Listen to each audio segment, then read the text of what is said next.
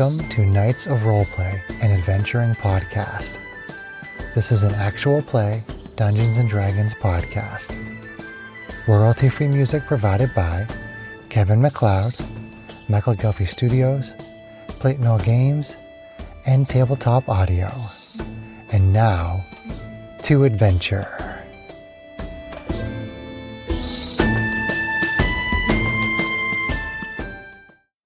Hello listeners, thank you for joining us for this episode of Knights of Roleplay. I'm DM Chris. Today's episode is another Knights Roundtable. Episode number 6 was our first roundtable. Today we will answer a lot of questions pertaining to the 5 years that our podcast has been active, along with a few other questions just for fun. I also want to mention that I'm experimenting with a new mixer for the episode, for this episode, in the hope that our episodes will have music in stereo. So here's hoping the sound quality for this episode turns out well.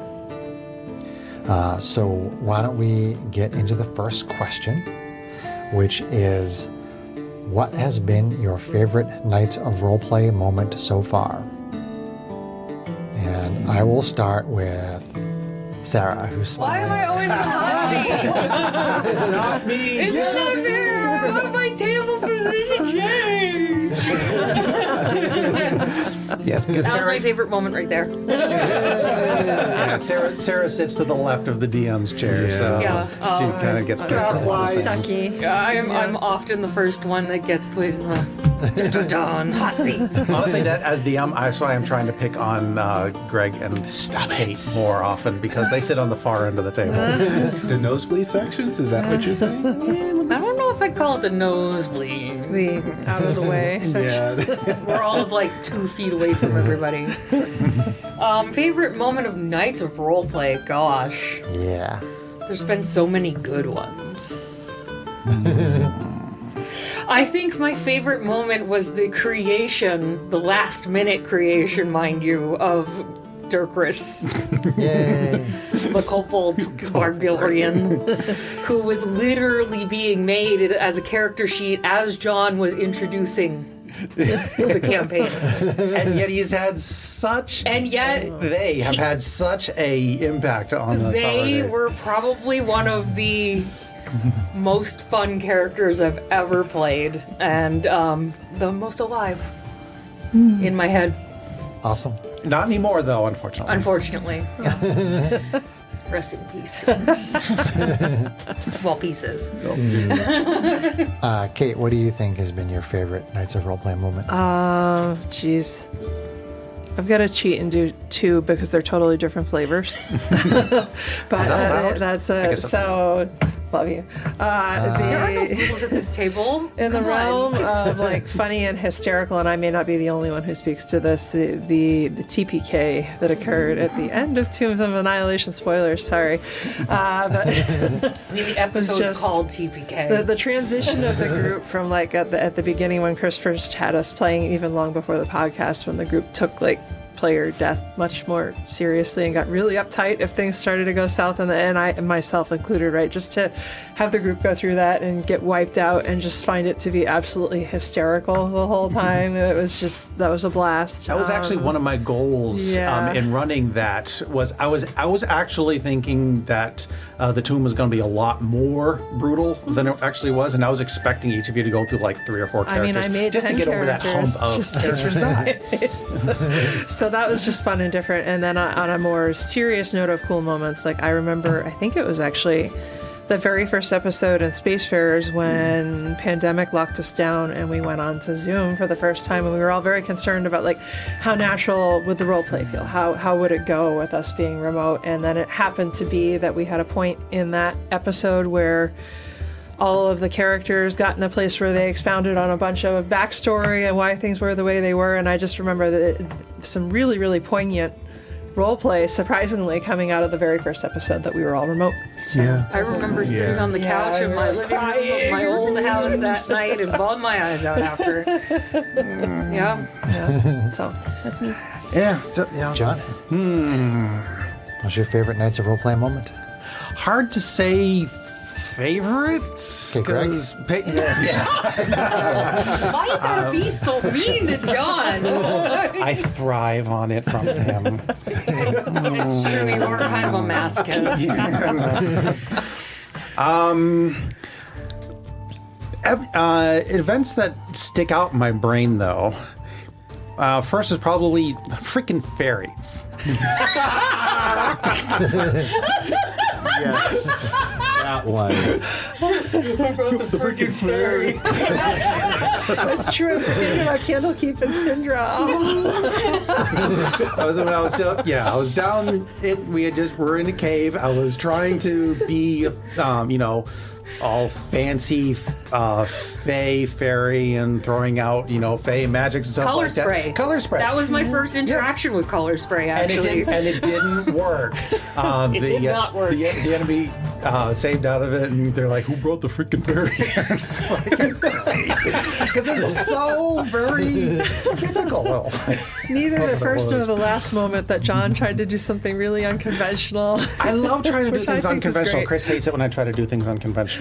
Not true. No, but you always have this sour look on your face Not whenever true.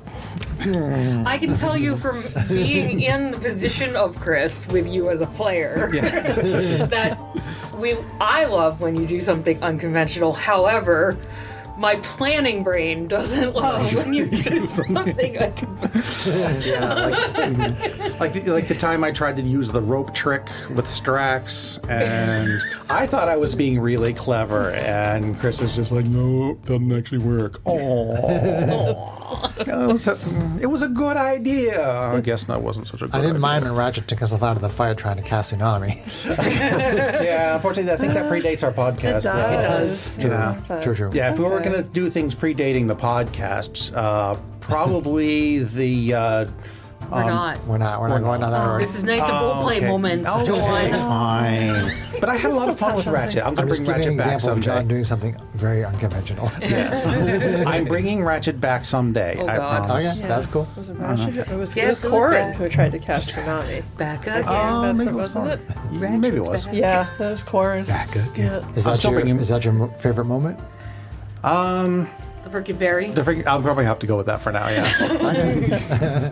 Greg, what's your favorite Knights of Roleplay moment? I actually will agree with what Kate was saying when after my character died in Tomb of Annihilation because I missed a roll.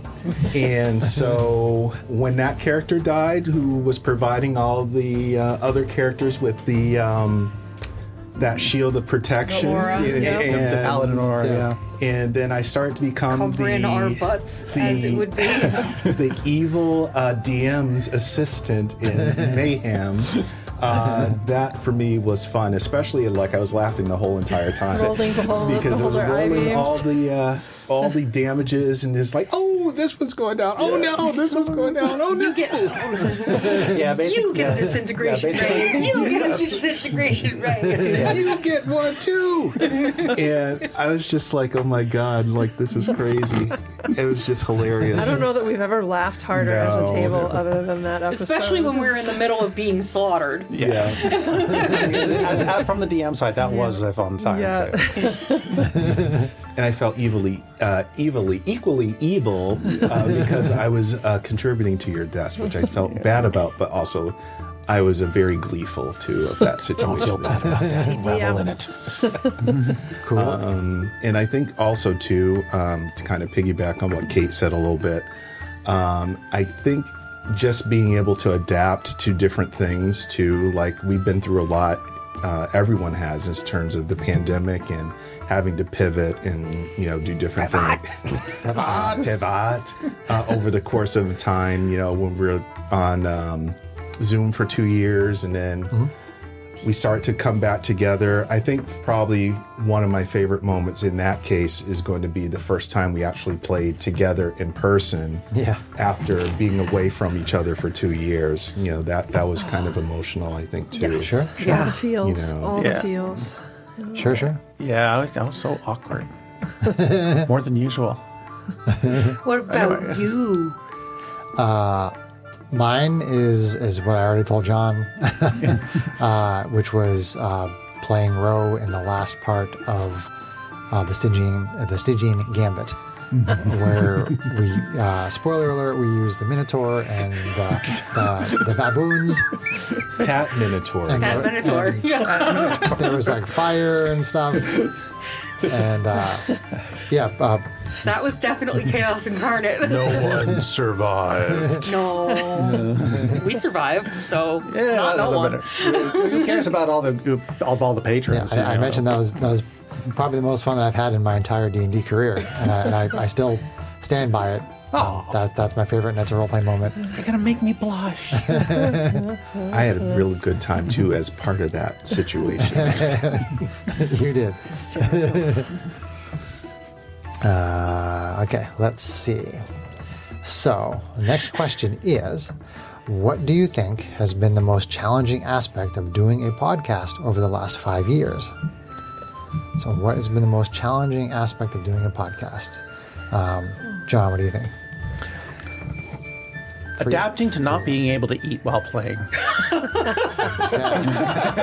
Need my snacks. I'll toast to that. I want my snacks. Can't do that on mic because crunch, crunch, crunch. Oh.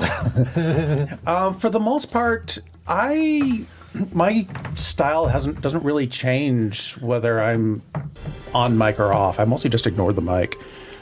So, I mean, I might ham things up a little bit more, but to me, whether I'm on the podcast or not doesn't really affect me too much that I notice. Okay. Other than, like I said, not being able to eat my snacks. Okay. I like my snacks. What about you, Kate?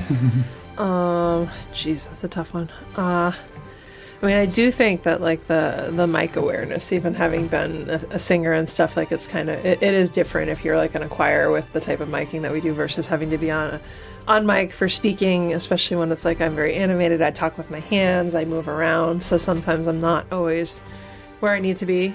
We all still usually wave my when we say projection goodbye makes to up for it, but not always if it's Sure. like a softer moment. So yeah, I mean, I think that, and then I mean, you might speak to this too on a more personal note, like just the family juggling. It's a little different. We were able to be a little more flexible when we were playing without the constraints of sound recording, and we have kiddos who are getting older, and that comes with its challenges. So having to deal with like sitters, and if we don't have a sitter, you know, it becomes much more difficult to play, and time constraints based on that, right? Like we can no longer do Friday nights, which was always like my favorite. Sunday afternoons are still good. I'm just happy to see my friends and play D&D, but there's definitely, I think, more scheduling challenges because the recording is involved. Yeah. Okay.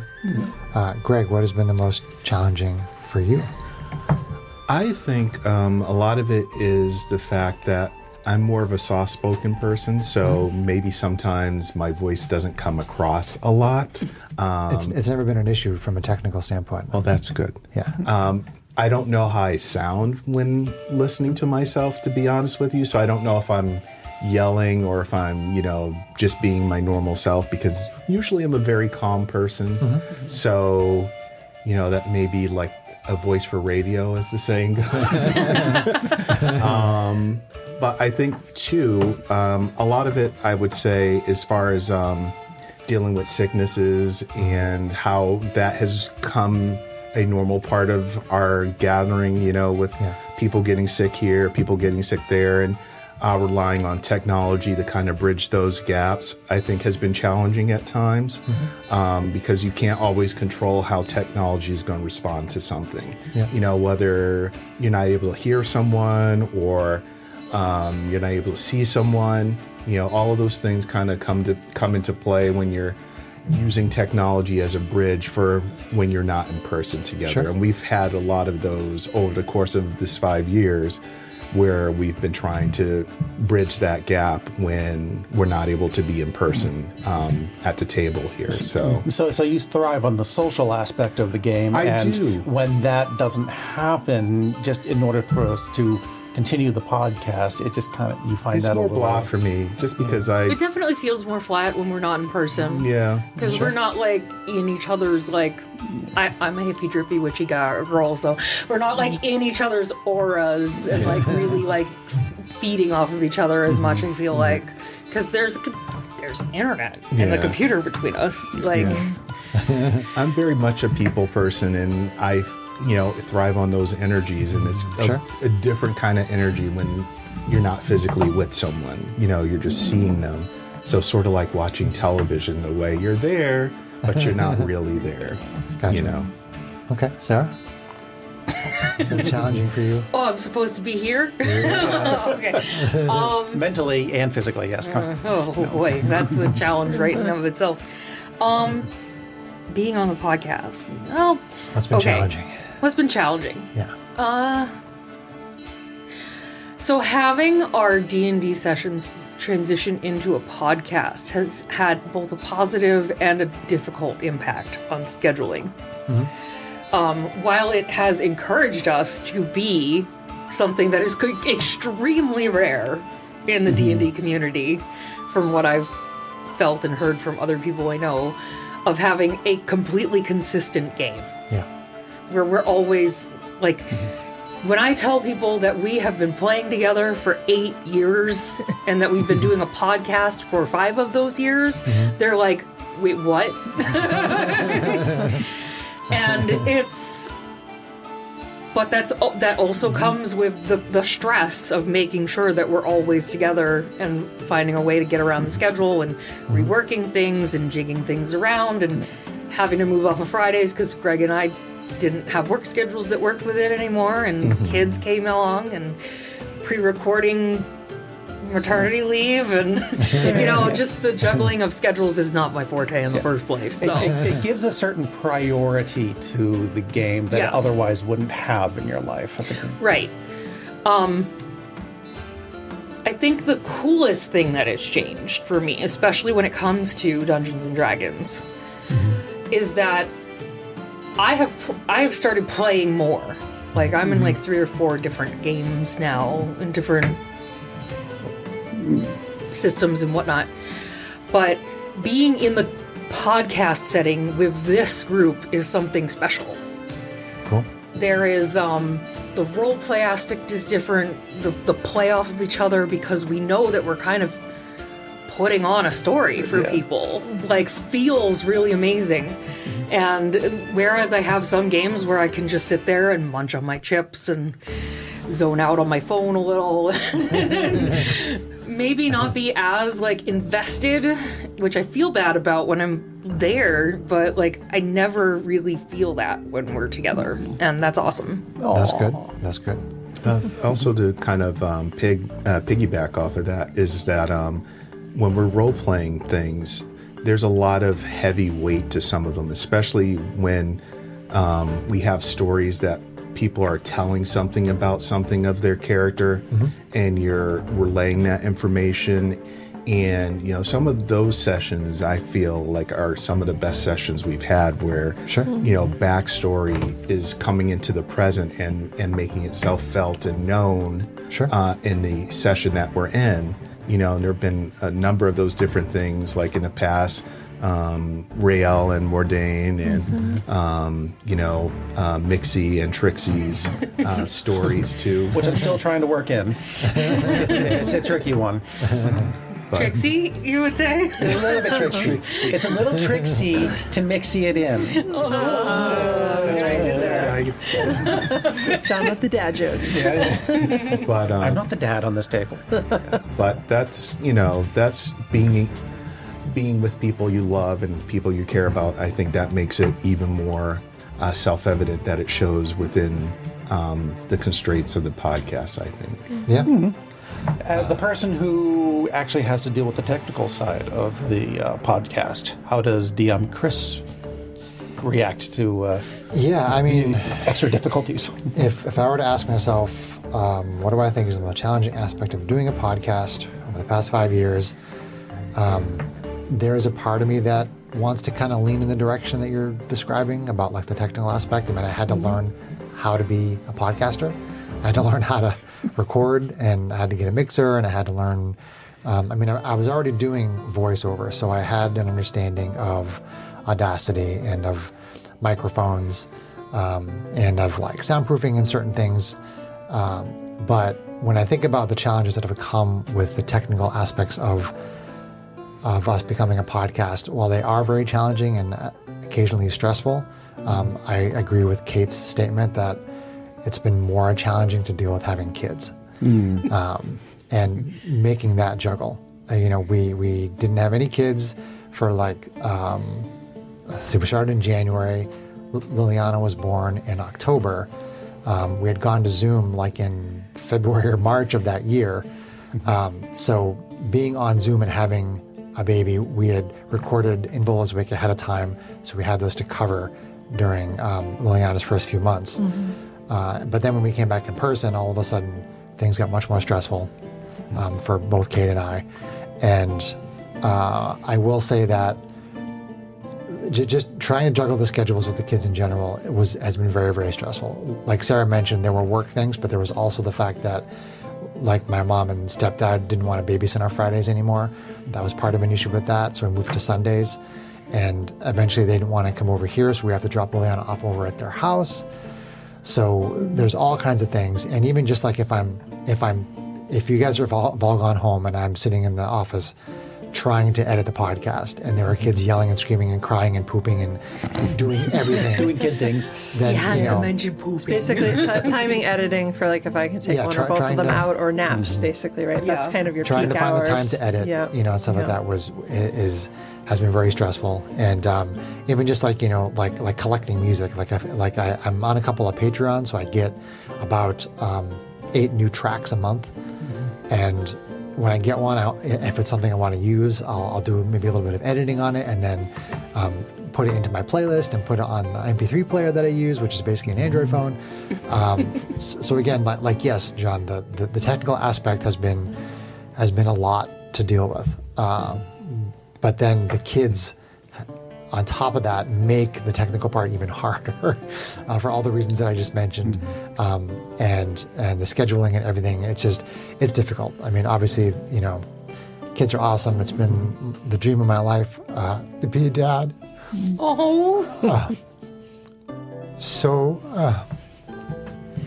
we love you. I guess that answers my follow-up question was going to be, is it worth it? Oh yeah, it is. It is. Yeah. You made them melt, John. And they are raising 2 amazing nerdy kids. Yes. Yeah. So the kids have made it the most challenging. Is the answer to my question. Okay. Just wait until we get to have like special episodes where the kids are hosting. We're playing, right? That is fast approaching. Yeah. Liliana will it's not probably gonna- be there in a few years. I was going to say, it's not going to be long before Liliana could DM a game. Well, she could I think even, that'd be interesting. guest That'd be fun. play for sure. That would be amazing. I She'd could do have so much something fun. like just the 4 of us. We could just do like a family thing. A family thing, yeah. Well, she would love to guest play with this group too, given a Oh, yeah. chance. Yeah. Yeah, I mean, you two are raising an extrovert, and I'm very sorry for you.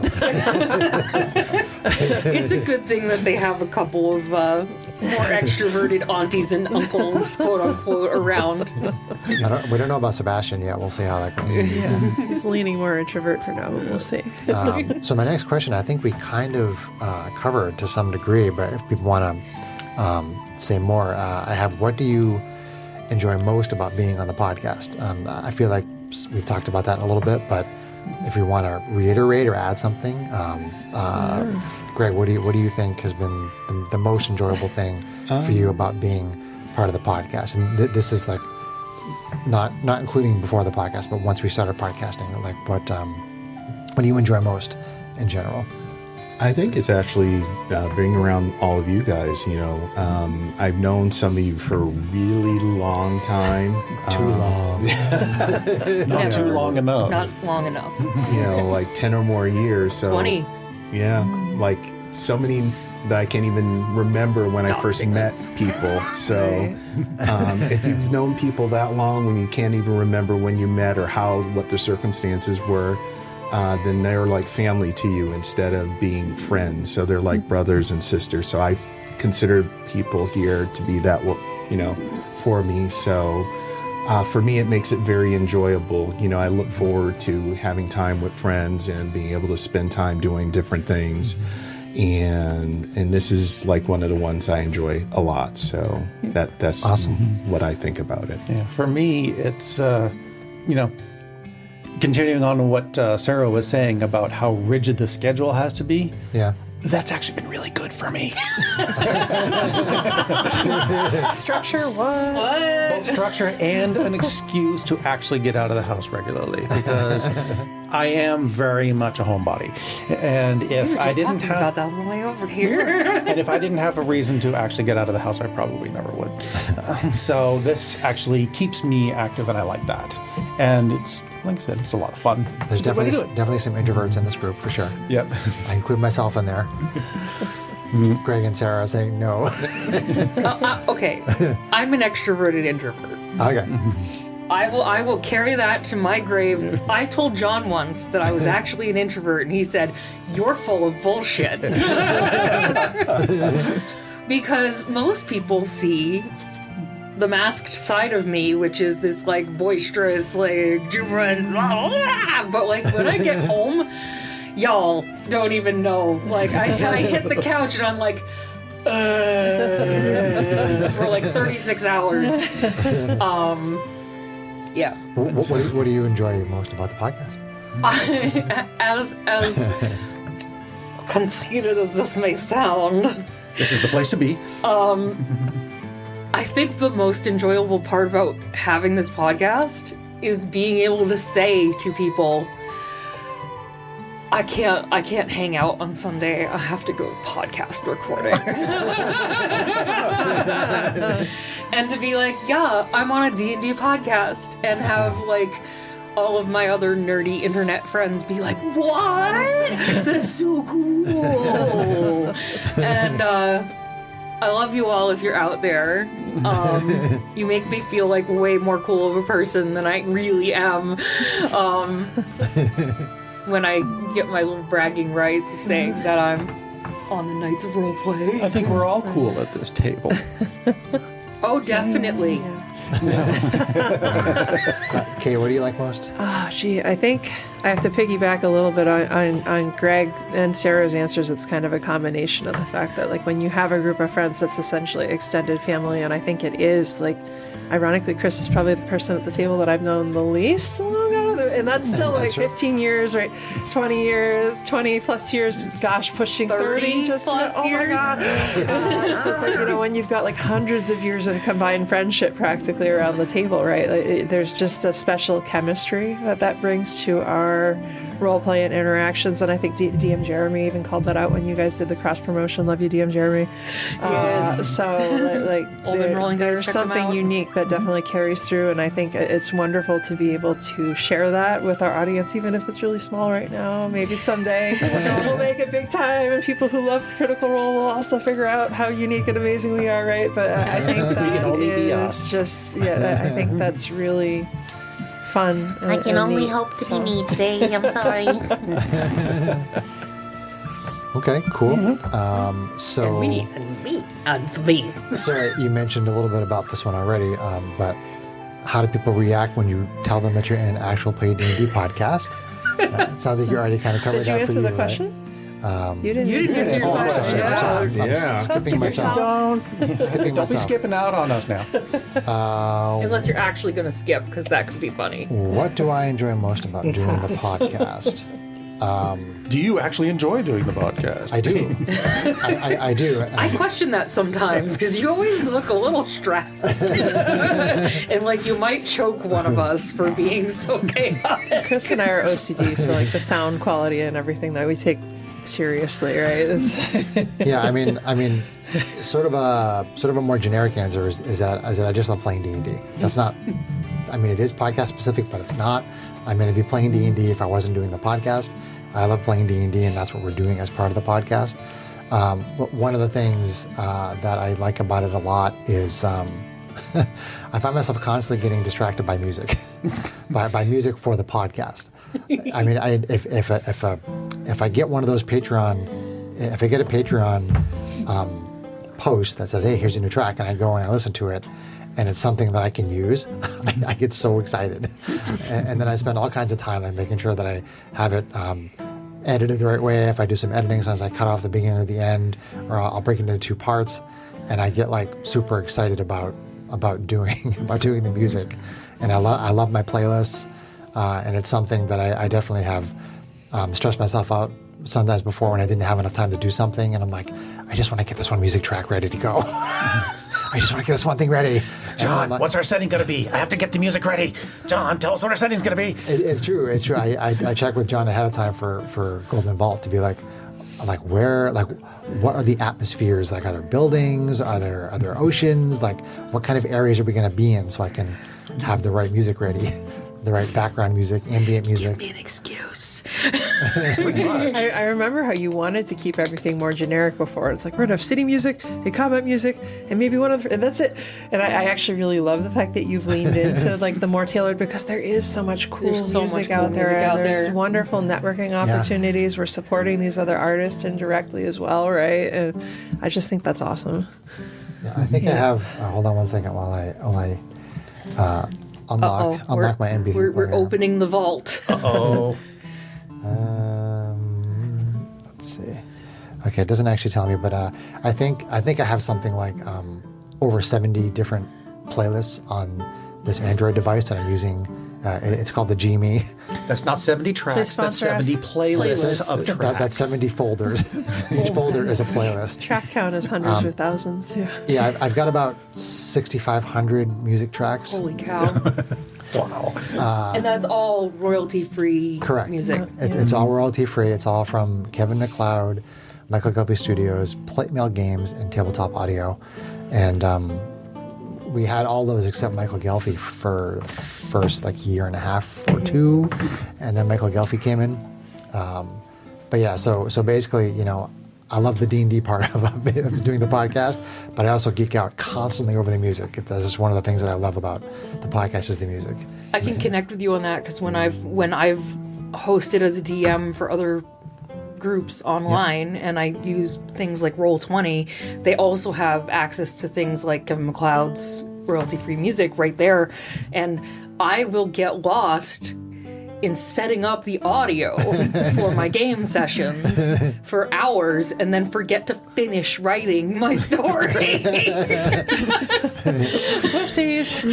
Like, hold on, guys, we're going to start like 15 minutes late because I'm not ready. I was playing with the music. Like, So they have that stuff actually in Roll20? Mm-hmm. so you can have atmosphere music while you're playing. I didn't know. I mean, I should have assumed that, but I didn't know that they actually had music you could play during. If you're using a virtual tabletop, a VTT, I didn't know they had music integrated into those systems. Yeah, it's pretty awesome. That is pretty awesome. Jumping back to the question about how do people react, Sarah, you said people are very excited.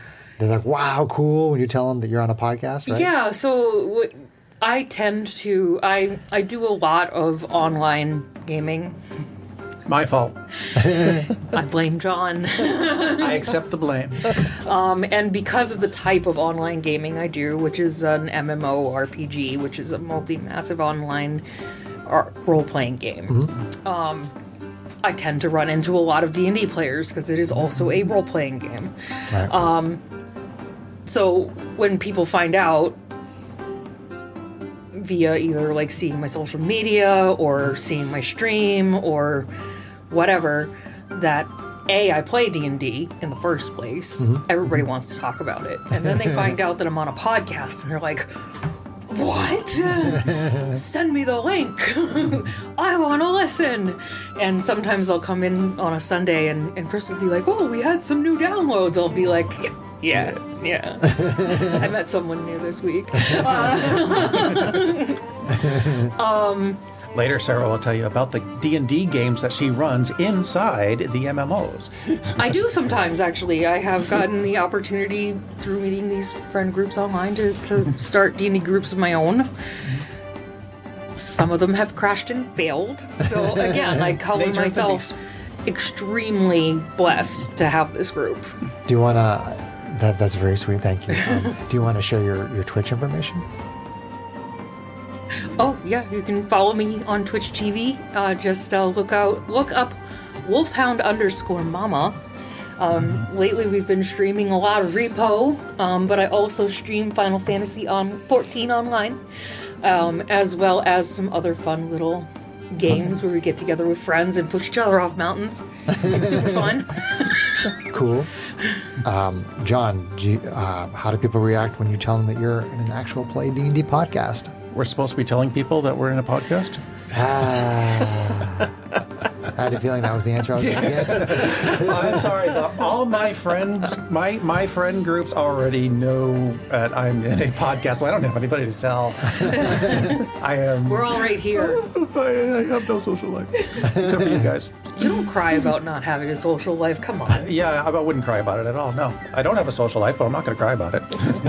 Has your sister Tara, who we love, ever been like, oh, I told somebody that you were on a podcast, John, and they're really excited? Has she ever talked about sharing the information with people that you're on the podcast? Not that she has shared with me. You'll have to ask her when she comes up for All visit. right. Yeah, she's going to be in our next adventure. Woo. Kate, do you tell people about being on the podcast? If so, how do they react? I do. I mean, the reactions are always favorable. I think we have to kind of credit the kind of renaissance that's happening with D&D in general right now, where like that societal perception and open-mindedness, and I guess just awareness of it too, right? That has definitely increased in the last 20, 30 years. So it makes it so it's much more recognizable. There's no stigma like there was in the 80s and the 90s, a little bit with it. Satanic Panic. So, and I mean, in general, like geek culture kind of going more mainstream. Well, I feel there's both good and bad things about that, right?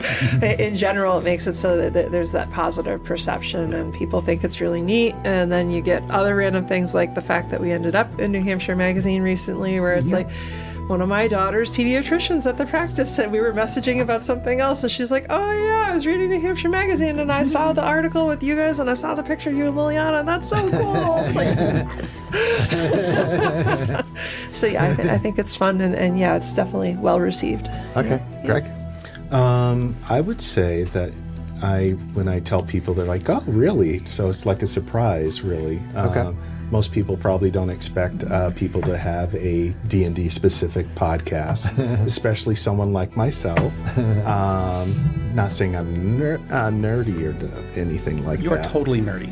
Do most of the people that you tell, are they people that would know what D&D is all some about? of them do, Some yes. of them, yeah. I would say, too, that a lot of the, I think, love for D&D, a lot of that has come from recent events like the pandemic, which afforded everyone who was alone together to be able to do those things to kind of take their minds off of It's a game online, you know, game online with their friends and bring back something that has largely maybe been a little bit slow in terms of being available to everyone. Sure. You know, especially since now it's available online. Most of the tools you can get there for sessions if you choose to do so. I try to tell a lot of the friends that I have when I see them about the podcast, and so some of them are very impressed by that, and usually they say, you know, you guys sound really natural together. It's like listening to a story. We've known each other for 2 decades. Yes, so I think everything that I've heard or told has been positive. Okay. Yeah. DM Jeremy, again, one of our friends from another podcast called Old Men Rolling Dice, talked about the fact that he felt like he could tell that we were really good friends. So I thought that was really cool. I'm always telling people about the podcast, like everywhere I go. We do wear the merch too. We do have merch. Yes. Yep. If you look up Nights of Roleplay and Spreadshop online, you should be able to find our merch shop there. And I was just recently at Diversity Games in Hooksett, New Hampshire, where I was telling a whole bunch of people about the podcast. And because the people that were there playing D&D on the night that I was there, they were all reacting with excitement, and they thought it was really cool. And they seemed to appreciate the fact that it was something that was happening in their home state, and that seemed to kind of make them excited. I've told like certain members of my family at holiday gatherings, and they're like, "Oh, that's great." And I think one of my family members actually said something along the lines of, are you still playing that little game? Oh my God, that's what my mother says all the time. and I was like, wow, thanks. I just kind of moved on from there. Are you going to be able to join the us unwashed on masters. Sunday? Or are you doing that like little game thing that you do with your friends? Yeah. I think it's the generational divide, right? Like, whereas the older generations, a lot of people moved and just went out on their own and didn't keep friend circles to be the way that we are so fortunate to have, right? And then just different social focuses, right? It used to be you grow up and you give up your games and put all that stuff away because that's for kids, right? And now instead you're gonna golf or join your social clubs, your societies. Yeah. Like my parents were in construction societies, so it's like I think it's just bridging the gap of understanding. It is so different to those older generations. I get why it's like, oh, you're playing a game, you're grown up, right? But it's not. They don't understand that it's like, okay, well, you like to sit down and watch shows on network TV. Well, this is us building our own story. How is that really any? And in a way, it's more writing the special Yeah. because there's a social play to building a story rather than just watching one that's been created for you, right? So, yeah. And it's funny because, like, my parents understand, like, podcasts. They listen to podcasts, Yeah. They listen to audiobooks and all that kind of stuff. But, like, my mother doesn't put together... And I feel comfortable saying this because I don't talk about the fact that it's a podcast to her a lot. Yeah. Okay. Because I know for a fact that my parents did not raise me to talk the way that I do on the podcast. And the sheer NSFW aspect of our antics That's not safe for work. would definitely put my mother into a coma. So I don't really stress it to them as much, but and because of that, I don't think it's ever really clicked with her that like, yeah, I'm going to play my game on Sunday, but like I'm recording a podcast that's available worldwide It is. for people to listen to. Like you're that's making a me big nervous now. deal to me, Ma. The last time I checked our download stats, like United States was like the number one download place, and it used to be, I think, that either like Canada, I think might have been like the second or third, and like the UK was like second or third or something like that. And last time I checked it was like Sweden was like number 2. It's like Sweden and Finland were like 2 or 3 underneath the US. So, but yeah, we are worldwide, and it's cool that we get downloads like all over the place, Spain, Germany, wherever. It's cool. Nice. It's worldwide. We appreciate you, fans from the Swedish Institute. Yes, Knights please. of Roleplay. I am on an our socials international if you're an phenomenon. international fan, That's what we should tell our family members who are condescending. Be like, people listen to me all across the world. My voice is being heard across the globe, So my next question, again, I think we've covered some of this, is basically, has being in a podcast changed your life in any way? We'll start with you this time. Start with me. I'm gonna bring it right back to him. Ding. Well, I mean, like stuff with kids has been stressful, but doing the podcast, how has it changed my life? I mean, it's definitely put more stuff on my plate, like I already discussed, things that I'm managing with our busy life with kids and everything, and I do martial arts, I do on camera and voice acting, so it's added another layer, but it's a layer that I like, and it's something where D&D is always D&D, and I'm always going to love it, I'm always going to play it, but now it's like I get so excited to tell people that we're playing D&D on a podcast. And so like it's brought this excitement and enthusiasm into my life about D&D that I didn't have before. So now I talk to people much more about the fact that I play D&D because I'm on a podcast. Prior to the podcast, I didn't talk to people that much about the fact that I played. Now that I have a podcast, now that we have a podcast, I tell people all the time that I play D&D. So I think that is a huge change for me is that I share my hobby with a lot more people now because of the podcast. Sarah, Do you feel like having the podcast like affected your feelings and like your, I don't want to call it ambition, but like your motivation to like go out and get acting jobs and stuff? Because I feel like we saw a pretty big influx of that from you, like when we first started recording? Like, I know you were already doing your voiceover work, but I'm not going to say there isn't a connection there, because when we first started the podcast, there was I was booking a lot of on-camera work in those first couple of years of the podcast, and I can tell you for certain that I think that doing the podcast has helped me in my voiceover, because like I was trying to do audiobook stuff for a while, and doing different character voices was something that always stressed me out. And I'm like, God, how do I do this voice? How do I do that voice? Me too. And now I'm literally playing a character who has at least 5 personas, including their own. So I'm playing 6 characters right now, all at the same time. And they all speak differently and they all act differently. And so being on the podcast has affected that in a lot of ways. So we're 5. I'm sorry. John's stomach just gurgled. And we all look. Was it in stereo? And we all look. I don't know. It came from this direction of the table. And I'm 5. That was my stomach just went. Just let it be organic. No, I'm writing a timestamp because I want to know if I can hear it. I'm not going to take it out. I just want to know if I hear it. And there you go. There was his Enhance stomach. the sound of the gurgle. Cater Sarah Balchuk. So there may be a connection there. Definitely with voiceover. I don't know about on camera. It's possible, but I know it definitely has a connection to voiceover. So thank you for asking me.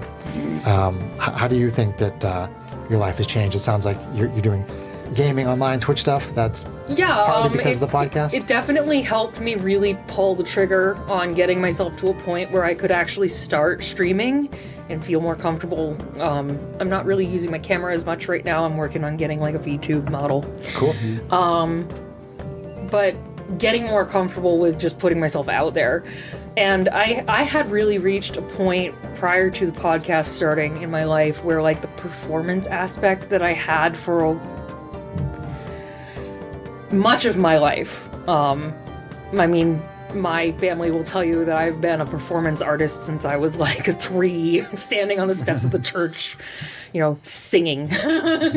Yes, Sarah can play most of the instruments in the orchestra and sings beautifully. But I really lost connection with that part of me for a hot minute of my life. I went through a lot, and getting to be on the podcast and be with you guys, it really like reignited something with like the acting side of me, and like I really love DMing because I get to, like you said, use fun voices. I'm really terrible at keeping the accents, but like I'm getting better at them though. It's still fun when you break them out. And like,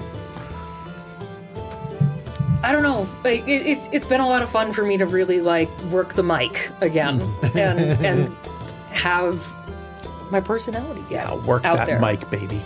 And even if my friends want to start a snort counter for my stream. Everybody loves the Sarah snorts. I don't know, I don't get it. It's but joy, sheer joy. Yes, it's just watching. It's just seeing this. Yeah, you just exude joy when you do that, because we can tell that it's just when you hit that point. That's when we know that everybody at the table is just really having fun. am I the gauge? Pretty much. Maybe. Yeah, I'm the gauge? To some degree. You're the weather vane of the table. Gauge / accelerant, maybe? Like, Oh, I like being an accelerant. Evil.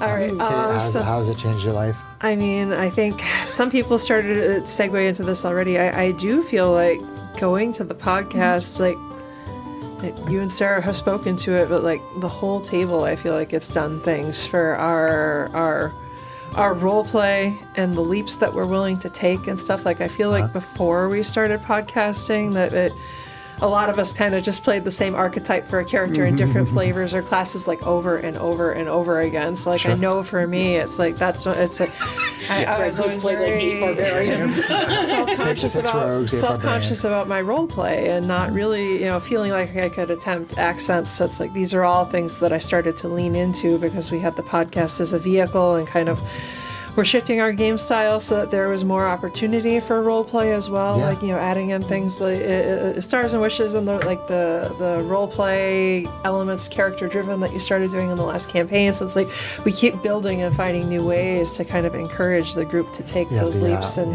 the stories during rests. yeah, broaden our, because I did a little bit of acting when I was little, but again, it's like I always keep getting in my own way, and I feel like this is a really good format to kind of So you feel like it was a confidence booster take for you? that leap, right, and start doing things, playing completely different archetypes than what I used to do. I was rather than so the straight excited when you laced, busted out the accent for Sildra. I have noticed that both In the you Candle and Keep. Greg have been much more willing to step out of your comfort zones from when we first started. I think that's And that's beautiful to see. awesome. And I mean, I think one other angle of it is like doing the podcast from a technical standpoint, being the spouse and the helper role, right? This is the point where I really get to lean into my technical skill, my, sound propagation, that understanding of electronics that, I work with professionally, but in my job, like, I can only tell you so much about what I do at BA, and you're like, yeah, that's great, right? Because it doesn't really resonate, whereas this is something that we work on together, and now I can use the skill set to help with, like, can we get this additional thing out of this existing mixer? And maybe this is why we're having problems with this. And my skills as a troubleshooter and optimizer, whereas that doesn't always resonate well and sometimes annoys you in other aspects. This is a place where it's actually something that I can lean towards the good of the group. And I think that's kind of fun in its own way, too, because I like solving problems and digging in. Yeah, you've definitely helped me overcome certain certain technical challenges. Yeah. So I appreciate that. John, how's it changed your life? I'd say for me, I mean, I know I said earlier that for the most part, I just kind of ignore the mic when I do. I don't completely ignore the mic. Yeah. Because you kind of can't. It's right there. I mean, Chris would tell you. Yeah. If you were. If I was, yeah. But, Well, so to that end, we basically have mics underneath our chin in front of us a little bit, rather than having boom mics from the ceiling, just so the listeners know how we're talking basically over the top of these mics that are under our chins. yeah. So, yeah. So even though the being always aware of the podcast, even if I'm not playing up to the podcast, is still something that is always in the back of my mind. The mic, you mean? No, just the fact that I'm on a podcast gotcha. is just always there in the back of my mind. Gotcha. And I have always had, and don't read into this too much, performance anxiety. You? No. And just especially when I've been sitting in the DM chair, I always go have It's intimidating. It is to be in the DM chair on When a you podcast. sit at the head of that table and like 4 to 5 people are staring up at you, waiting for you to tell them what's going to happen, Especially if you're an overthinker. it's intimidating. Right? The overthinking brain type, which at least 3 of us have. So my anxiety levels even now will ramp up just for days before we actually play. Okay. But usually once I'm actually there behind the mic and sitting in the DM chair, I've learned to be able to deal with that, to cope with it. And it has really helped me a lot to overcome a lot of this performance shyness, I guess. Okay.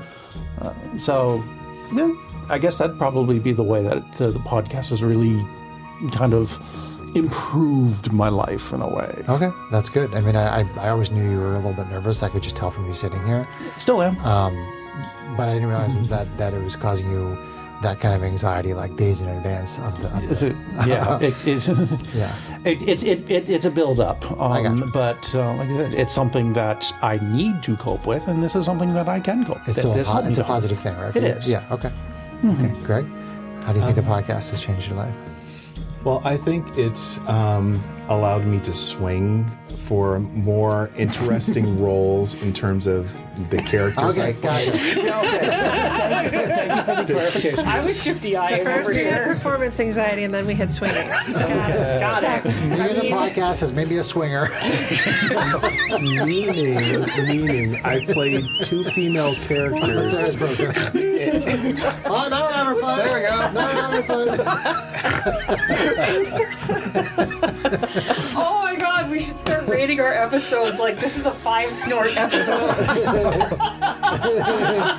I love it. But like I said, like meaning taking chances and Yeah. doing different things. Like before, I didn't play female characters. Now this is the second one I've played. Yeah, that's true. The first one being Matisse, and let me tell you, was interesting trying to figure out how to do a voice for that character. Sure.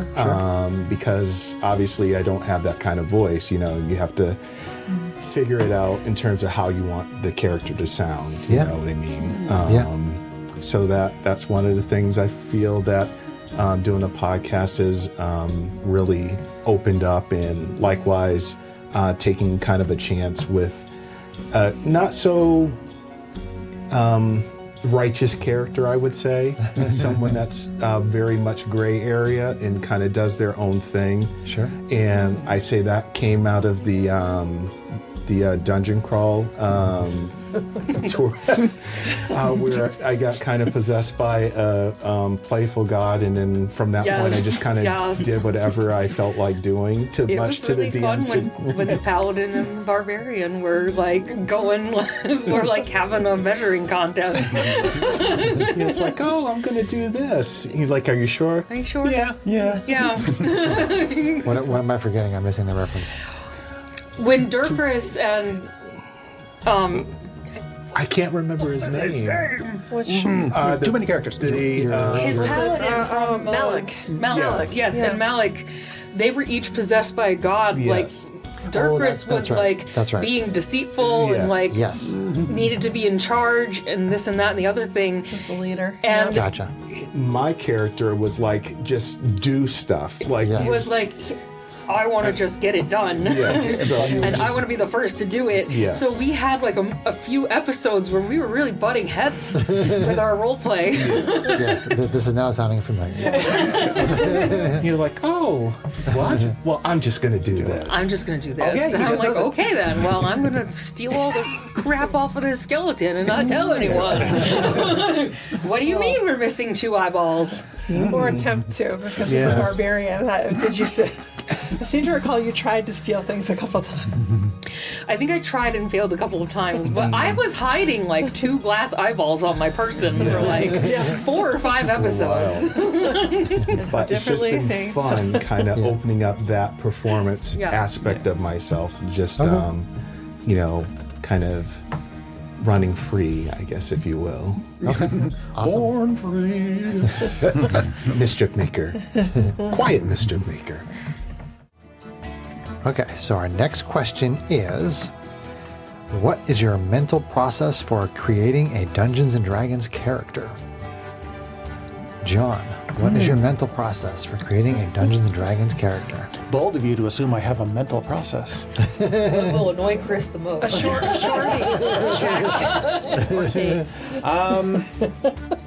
Let's see. Well, first, I'd say in deciding race class combo, I usually try to find a combo that I haven't done before. I like variety. Sure, that makes sense. And usually I just kind of let it snowball from there. For the most part, roll stats and stuff like that. I don't really vary too much on that. I just kind of go with point buy and let it do its thing. Gotcha. Specific, when it comes down to specific flavor, though, for the most part,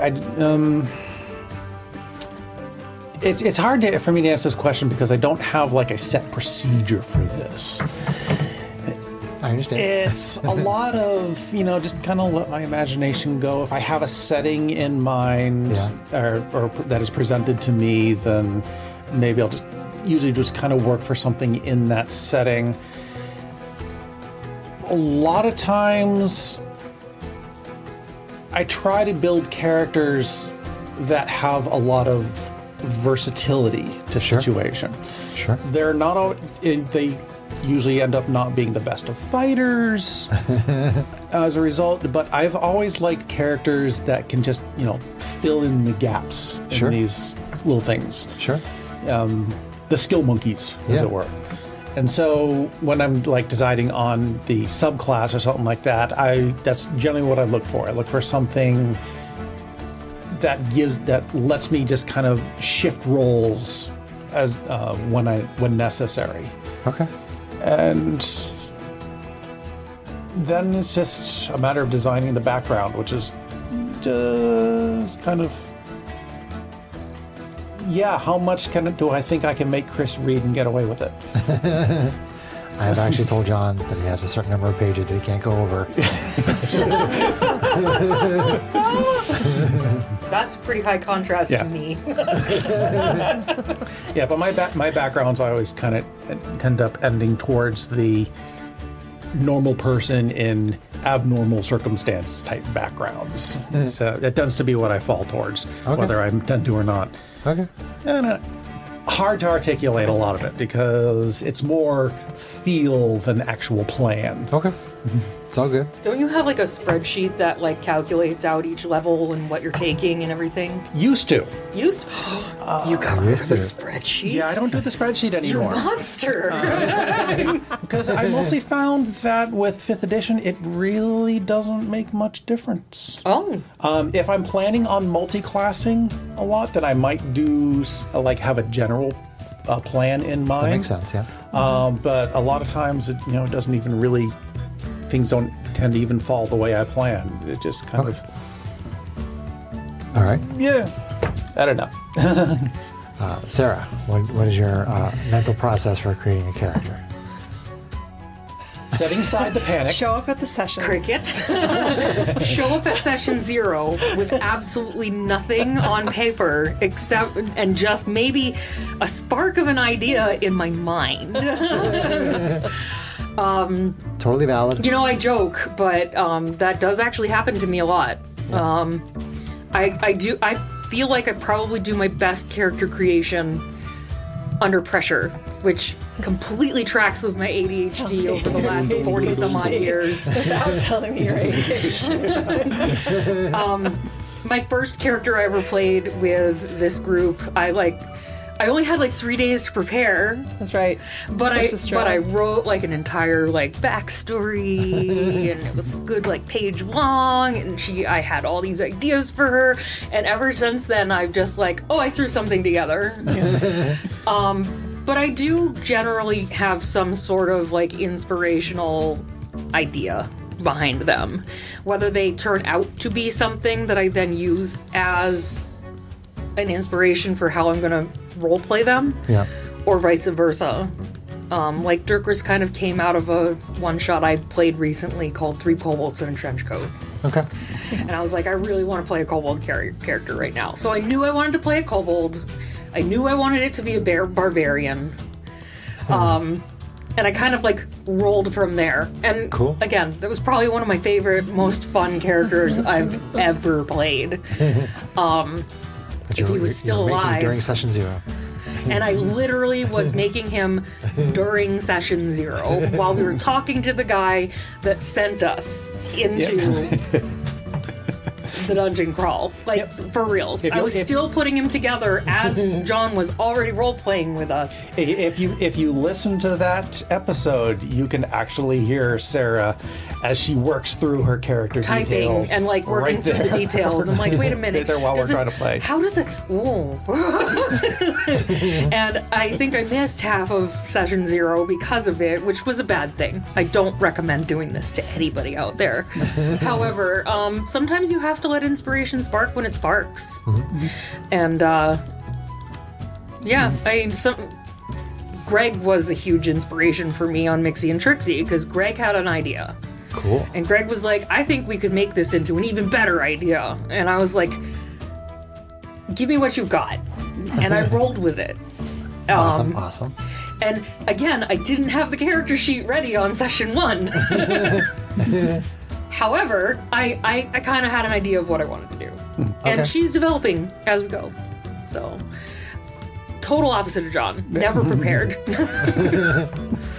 And Greg, what about you? What's your process for creating a character that you I'd say my shared with process Sarah? is terrible, but Apparently not. my process starts with writing a story about the character itself. That's Okay. where I start. Yeah. Because a lot of times, you know, I have a thought process about what I want the character to be about. And as you probably know from my stories, which most of the time they're very long, we're trying to introduce characters. That's the point I start at. And then I work backwards from that and try to figure out, you know, what type of character is going to be. Is it one of my favorites like Barbarian or, you know? Or Rogue. I've only played 3 of those, but this is the 4th one now. But so, Very versatile Really? 4? but Greg sounds like 6 characters. but I try to align the character so it works with the story. Like with this one, when I was talking to Sarah, I was like, you know, that would be kind of fun if they were twins and they were the same, and then it's like But kind of different. But kind of different. And then I kind of threw out the idea of them being like sort of the Shardling Yeah. race. The Shardling race. And we Yeah. kind of rolled from there. Yeah. Like we literally had like a car ride of of talking. brainstorm bouncing. Okay. And so that's where my characters start with the story first. Yeah. Sometimes I'm bad with figuring out the details of the character because I don't think that far ahead. Sure.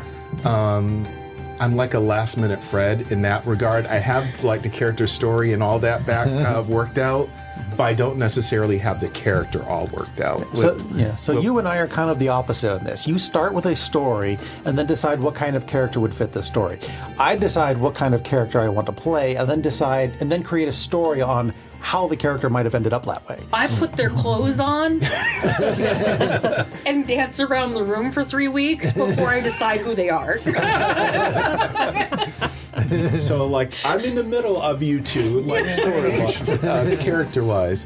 But other than that, you know, like I've gotten much better with these past couple of characters in deciding what they're going to do. But I do like to be very damagey. That is. Yeah, we Chris have does found really that. like to hit hard. He Greg likes the big numbers. Combat Yeah. tricks, yeah. And his MFS. Gotcha. Yes. Way back in the day. Gotcha. I'm learning to enjoy not being more of a support role. Cool.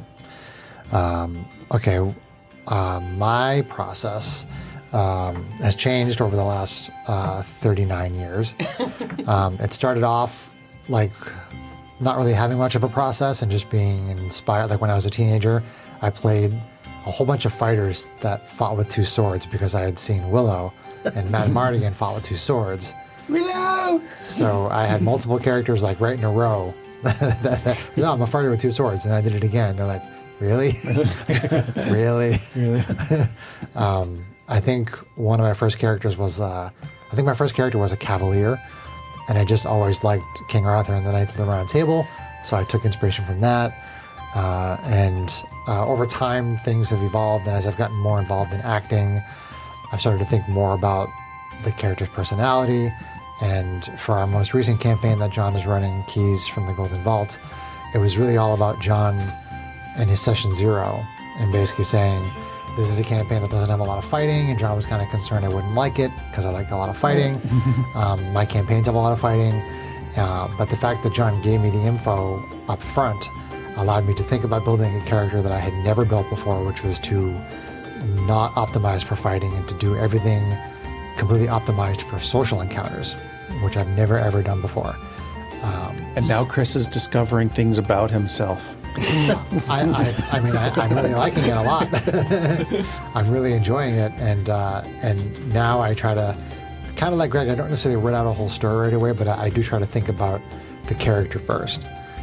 With John's campaign, it was what kind of character would I build to fit into the framework that you put there, and then I came up with a story to explain it, and then I started going from there. So I feel like for the most part, I want to know what's going on in the campaign before I make a character. And then I try to come up with a really cool character with a really cool story. And that's kind of where I'm at right now in my current process. And I do like utility characters like you, John. I like to have characters that aren't just just the fireball wizard or just the big hack and slash fighter. I like to have somebody who can do a lot of things. Just want to be the big damn hero. We need to get past this. I have a tool for that.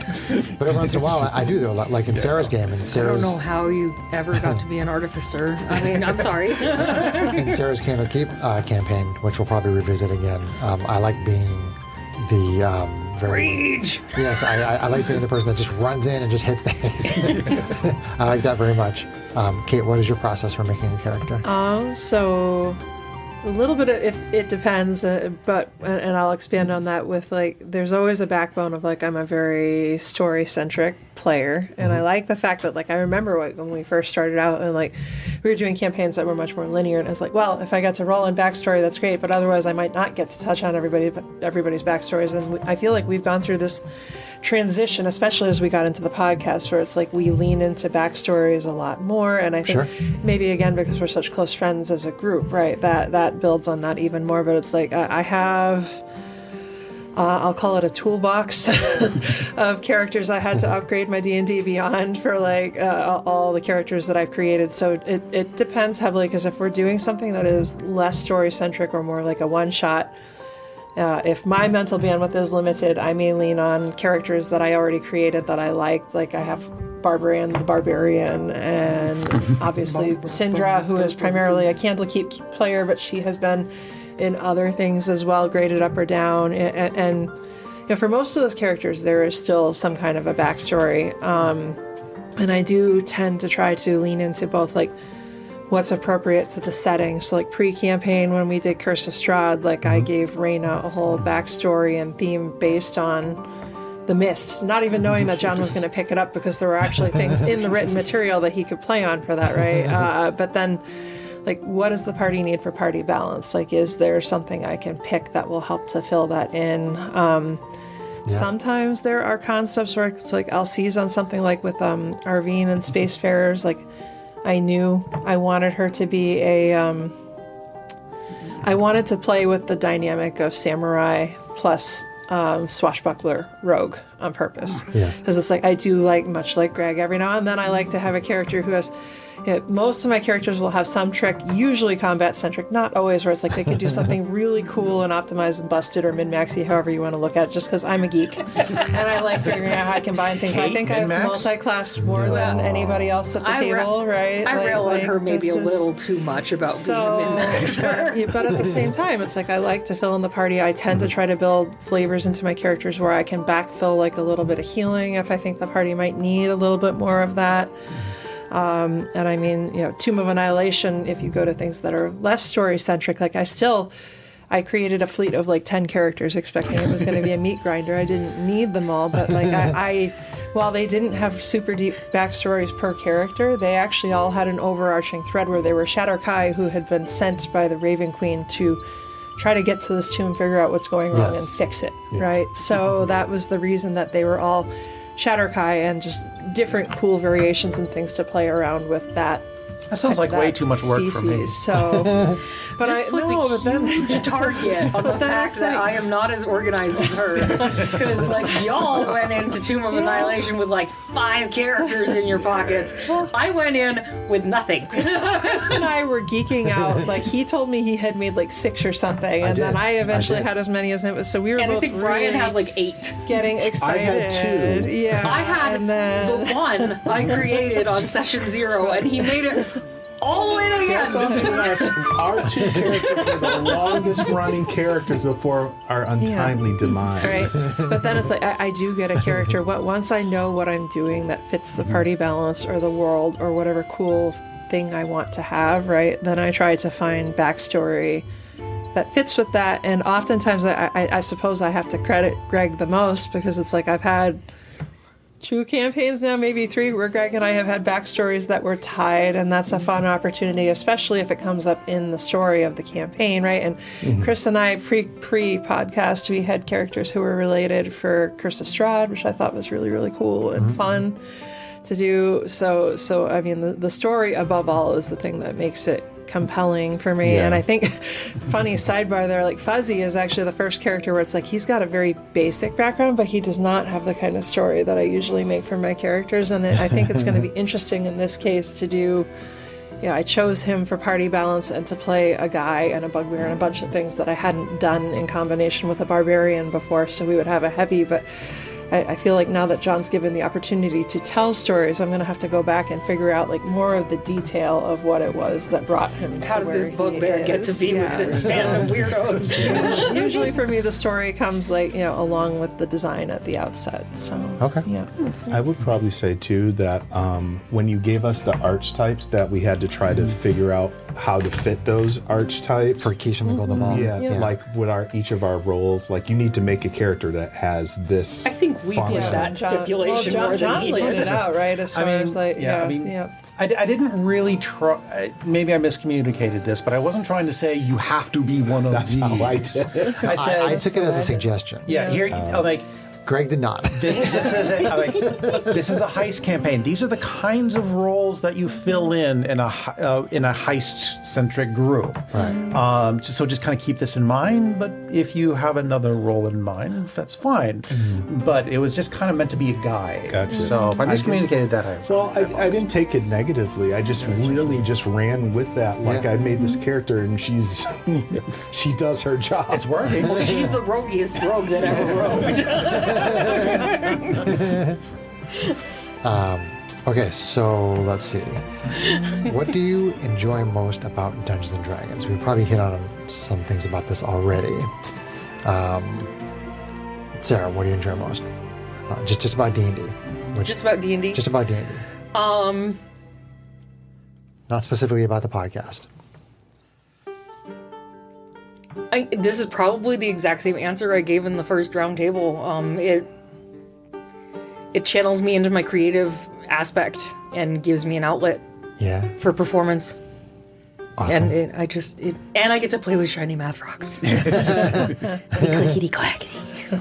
It was. I invited Sarah into the group for Curse of Strahd, and I knew that you were going to be like a dice goblin, like Kate. I like shiny things. Kate contributed And math. a lot of And the Kate initial contributed a collection. lot to my collection, and boy, is my collection big. It's not even all in my backpack anymore. Like, I have to keep some of it at home. It's heavy. bags hanging up here. I send people pictures of the pile that I just have when we're playing, and they're like, wow, you have a lot of dice. I'm like, that's not even like a 16th of them, babe. In a big clear vase, right? Yeah. Just like keep it in there. When you're Kate, what do you like most about D&D? I mean, it's a little overlapped with some of what we've discussed tonight Sure. already, but I definitely think the open-ended creativity, like the being able to play different characters and explore themes for acting and role play, and then most of all build a story with a group and kind of have that mix of like, group skills and personalities and characters as they're designed, building that story, and then sometimes the places where it's like the dice can really steer it in certain ways too, and sometimes it's just really freaky how kind of prescient almost the dice are, and like deciding that the story needs to go a certain way, and it ends up being Sometimes really the dice have a cool. story to tell. So yeah, as much as we get frustrated on nights when there's low rolls, I think it's always interesting to see where things go or where the dice land exactly where they need to be for a given situation. So Okay, yeah. John, what do you like most about D&D? I don't. I hate D&D. I'm just here because Kate usually feeds me. That makes I mean, sense. that tracks. Nah, let's see. Probably the problem solving Okay. aspect of it. That's cool. I've always, I do like it, when I'm presented with a situation that needs, for lack of a better phrasing, creative problem solving. Sure. And I like it when, you actually present that to me and say, here, figure it out. There was something, I'm trying to remember, I think it was pre-podcast, where you were like talking to maybe a face in a wall or something, and there was like 3 riddles or something like that. I put something in there where there was 3 riddles, and I knew that you were gonna latch onto that and be all about it, and you were just like so excited to get these riddles. Let's just do this. Those points of light. You created like a puzzle type of Little puzzle room, dungeon yeah. or something specifically for Ratchet to dig into more of his Yeah. strengths. Yeah. Yeah, so I will try to keep that in mind for the future. That was fun. I think because I like the puzzles too. yeah, Cool. and being able to come up with creative solutions to to get past them, and then get shot down by the DM because it didn't actually work. Because sometimes the dice have a story to tell. Could that include, from your own perspective, like, would you count like avoiding a combat encounter or solving a puzzle, or are you thinking more along the lines of like riddles or traps? I'm not picky in that regard. Okay. If the situation calls for a avoid combat type of puzzle, then I'll latch onto that and see if I can talk my way out of it. Okay. Just putting ideas in my head. If the situation is figure out how to open this door, well, all right, I'll start pushing bricks and see what I can find. Okay. No, I can latch onto that. I really like those situations where we're kind of faced with the idea of, do we really just want to run in here and attack this? Or can we can we weasel our way out of this? Yeah, that is the kind of thing. I very much like that. Yeah. Okay. It's because it's not so much to try to derail whatever it is you have planned. Sure. So much as it is I'd like to see if I can kind of take the story in a slightly different direction here. Yeah. And see if, we can just outsmart the enemy rather than outgun them. Push the Sure. DM outside their comfort zone. Sometimes it's just as satisfying to avoid an encounter and find a peaceful solution as it is to like slay the beast. Although things like the Tarrasque I was very happy to see die. And then we had the rock and Curse of Strahd that I worked so hard to paint and make all pretty, and then Got rid of it in one turn. Well, I mean, in that regard, John, like I've the thing I like most about it is the collaborative storytelling. Because obviously the Dungeon Master kind of has like a general idea of what's going to happen, but what the players do should ideally be able to inform that story and shape that story and mold that story. And I've tried to work away from being more rigid when I'm doing my adventure writing, and try to basically look at stuff like once I have an adventure written, I try to look at it and say, okay, assume that they're going to break all your toys, and read through this adventure and assume they're going to break everything. And then, like, if I look through the adventure and I'm like, yeah, that's great because that would be like fun and interesting, then I know that I've written it well. If I've written in such a way where I'm like, if they break any of these things, I'm going to be really upset. I'm like, I have to change this. So I'm trying to work out of that idea of being rigid and being too linear. I mean, I will basically put like a obstacle in front of you and a path that you can take. And sometimes you guys go right down the path and sometimes you don't. But I definitely, because I like the collaborative storytelling part of it so much, I'm trying to be more and more flexible in that regard.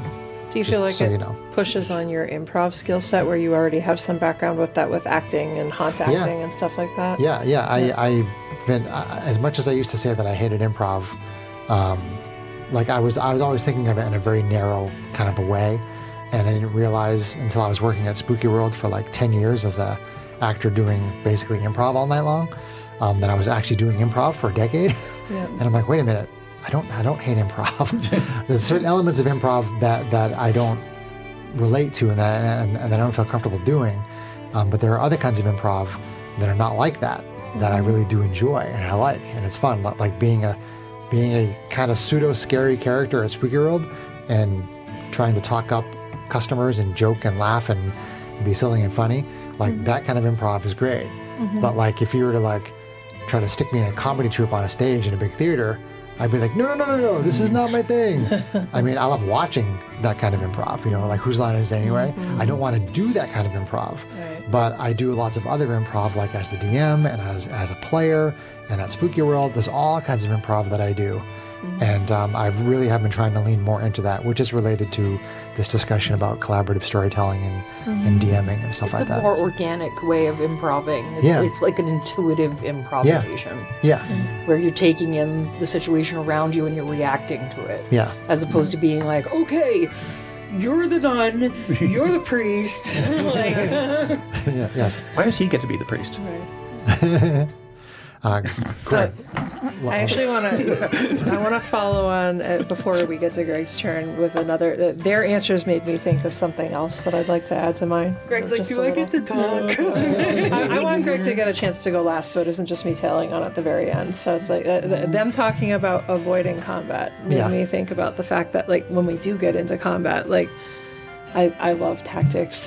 Like I did, and it's not just that, like, Kate is a min-maxer and Kate is hyper competitive, because I know I'm competitive, but I think it's something where it's like being military. Yeah. Right, and then in that sense of, like, teamwork and collaborative storytelling, right, like getting to see everybody come together and do all these cool things that they design their characters to do, and, like, you know, just feel like, and yes, for me, like, feel like it's like I did all the things that I could do with my character, and I did them at the right time because I'm a perfectionist, and that's but it's just, I mean, if nothing else but to inform the people who listen to our podcast, like, sometimes I take it a little bit over the top, but I really do. I love the fun of, like, seeing the group gel effectively in combat and have everything go and do some really cool things. I understand. So okay. yeah. Greg, what do you like most about D&D?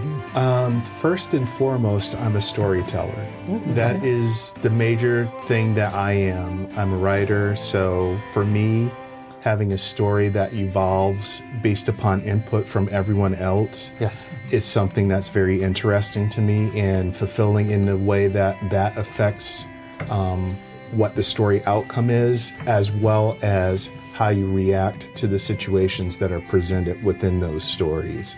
Okay. A lot of the time when I think about what situations our characters are put in, sometimes I'm the one that says, that's an evil guy. Like, I'm really not sure about that.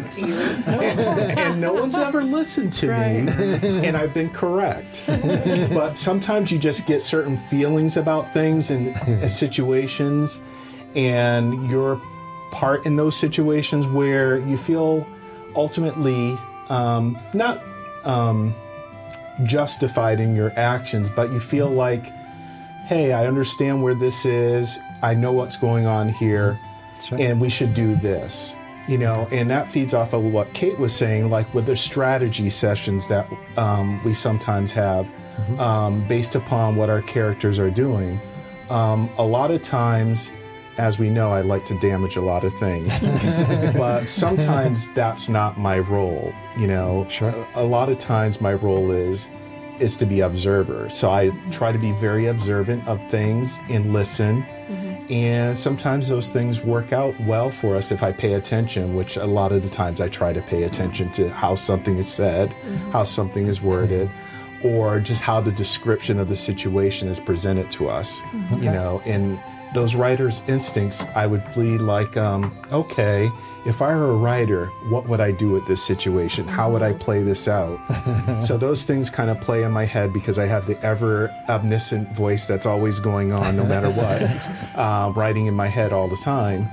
So, you know, a lot of the time with D&D, it's a very good way to kind of portray all of those things and act out all of those things and just feel like you're part of a greater story, especially since we record the podcast. Everyone else who's involved with that, and you listeners too are involved with that, because not only do we like doing this for ourselves, but we like doing this for all of you too. We hope you're liking the story. Yes. So I'm only just now grokking just how many of our characters' backstories are all tied into Greg's character backstories. Greg is really the storyteller, like, He's the glue. Yeah. rock foundation of our group. I mean, obviously Chris is an amazing storyteller as well. But Greg just has some really, like, just stellar ideas about character development. And when he comes to us about it, I think it very much creatively sparks us. It does, and all that feeds back into the main story. So, yeah. Cool. Okay, so Okay. What about Okay. you? Did you answer? I did. Yeah. talk Okay, about that's right. That was collaborative. before Kate. shuffled a Okay, little, yeah. I'm paying Yeah. attention. I promise. Oh, I'm not. I just have one more thing to say. I was going to say, I do like doing the collaborative story building that we've been doing lately, because I think that that is also a fun way to kind of put a little piece of ourselves in an adventure. If it isn't something that's written by you, if it's something that we're doing that's an already made unit where we're adding our own personalities and our own experiences to. And I think that's fun also, by being able to more personalize pre-content that's already out there and making it more our own. I agree. Or the occasional, I want to fight something, John. Make us fight That something. was awesome. But no, moving the story in ways that are flavorful, right? Yeah. And sometimes, hey, we need a fight. We're bored. We haven't had a fight. Please, bored. Please. It's okay. It's okay. It's okay. He knows. My barbarian We were wants to bored. hit things.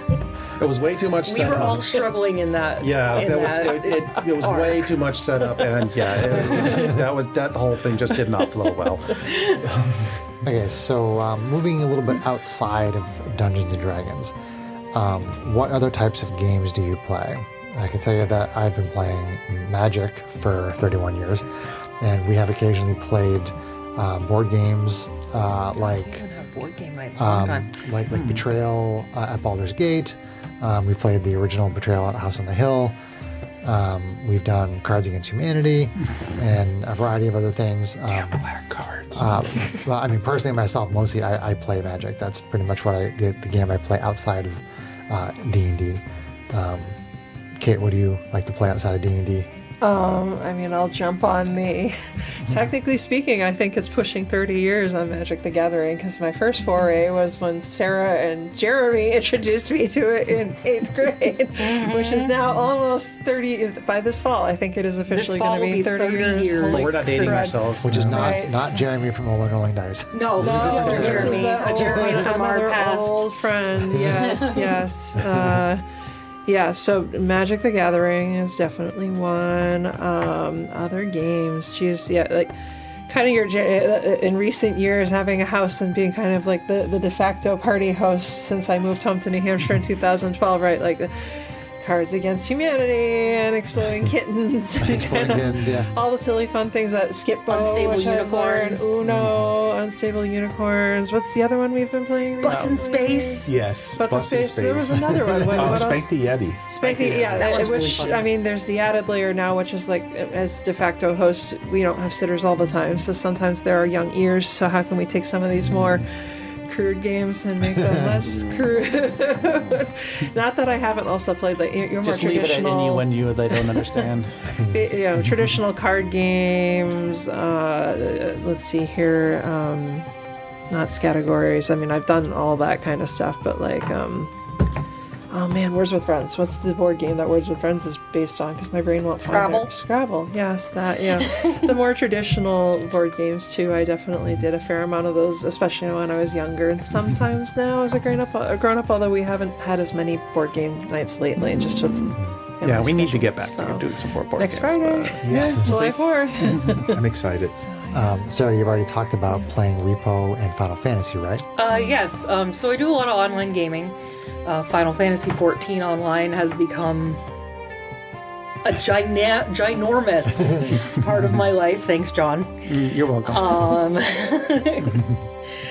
I have a complete life inside that MMO, and it's a pretty amazing game. I highly recommend it. It's free to play up through Up to level 70 includes the first two level expansions. including the award-winning Heavens board. No, That's a meme. thank you, Squeenix. That's a meme about the game. Right? But for real, it's a great game. And if you ever want to find me in there, I'm Shaluna Moonchild. I live on Madeline. Yeah, I play Repo, which is a really fun game that you get to go and repossess items that are worth cash for the tax man as like little robots running around in this world. It has a lot of jump scares. It's like a kind of a horror kind of thing. Cool. So you're like running away from these monsters that can easily kill you, or like gnomes that are running around and you have to like pick them up and smash them, or they'll like take the stuff out of your cart and damage them so they're not worth as much. I've been playing a lot of Peak lately, which is another multiplayer game. It is Peak. Okay. It is. It's another multiplayer game where you and your friends are trying to escape an area where your plane has crashed. So you have to climb up a mountain together. Oh, and okay. it's Interesting. you can throw your friends off a mountain. you can kill them accidentally or on purpose if you need their stuff. That's fine. I'm not saying I've ever done that. I'm not saying that you haven't, though. I'm not saying I haven't, though. So that's super fun. I also play... There's been some other ones that have been recent. It's super not suitable for work, but Schedule 1, which is all about making drugs, which is super fun as well. Making drugs. Making drugs, making fake drugs. I promise I don't make them in real life. I don't do that. And Discord has become, is kind of like a social media platform. We're on Discord. Sure. Yeah, we're on Discord. Yep. It's really become a good outlet for me because I can VC with friends and we're playing these games together and we stream them. I have other streamers that we co-stream and Sure. super fun. Okay. So And John, you play Final Fantasy with Sarah, is that right? Sometimes. Sometimes. he's a legacy player. He's been playing Final Fantasy for over 10 years. It was cool. Pretty much. Actually, yes. The Final Fantasy 14 version 1.0. No, I remember when it first came out, I heard nonsense. So, yes. So bad that they blew up the world and started over. Yeah. So, but yeah. But, Well, what else do you play, John? bold of you to assume I play anything else. Maybe you don't. We spend a lot of time in Final Fantasy. I mean, I get in on your Magic games. Yep, so, Magic, yep. Yeah, so we played. Yeah. So we played it. Yeah, Magic together. Sarah does and- play some Magic sometimes. Yeah. Yep.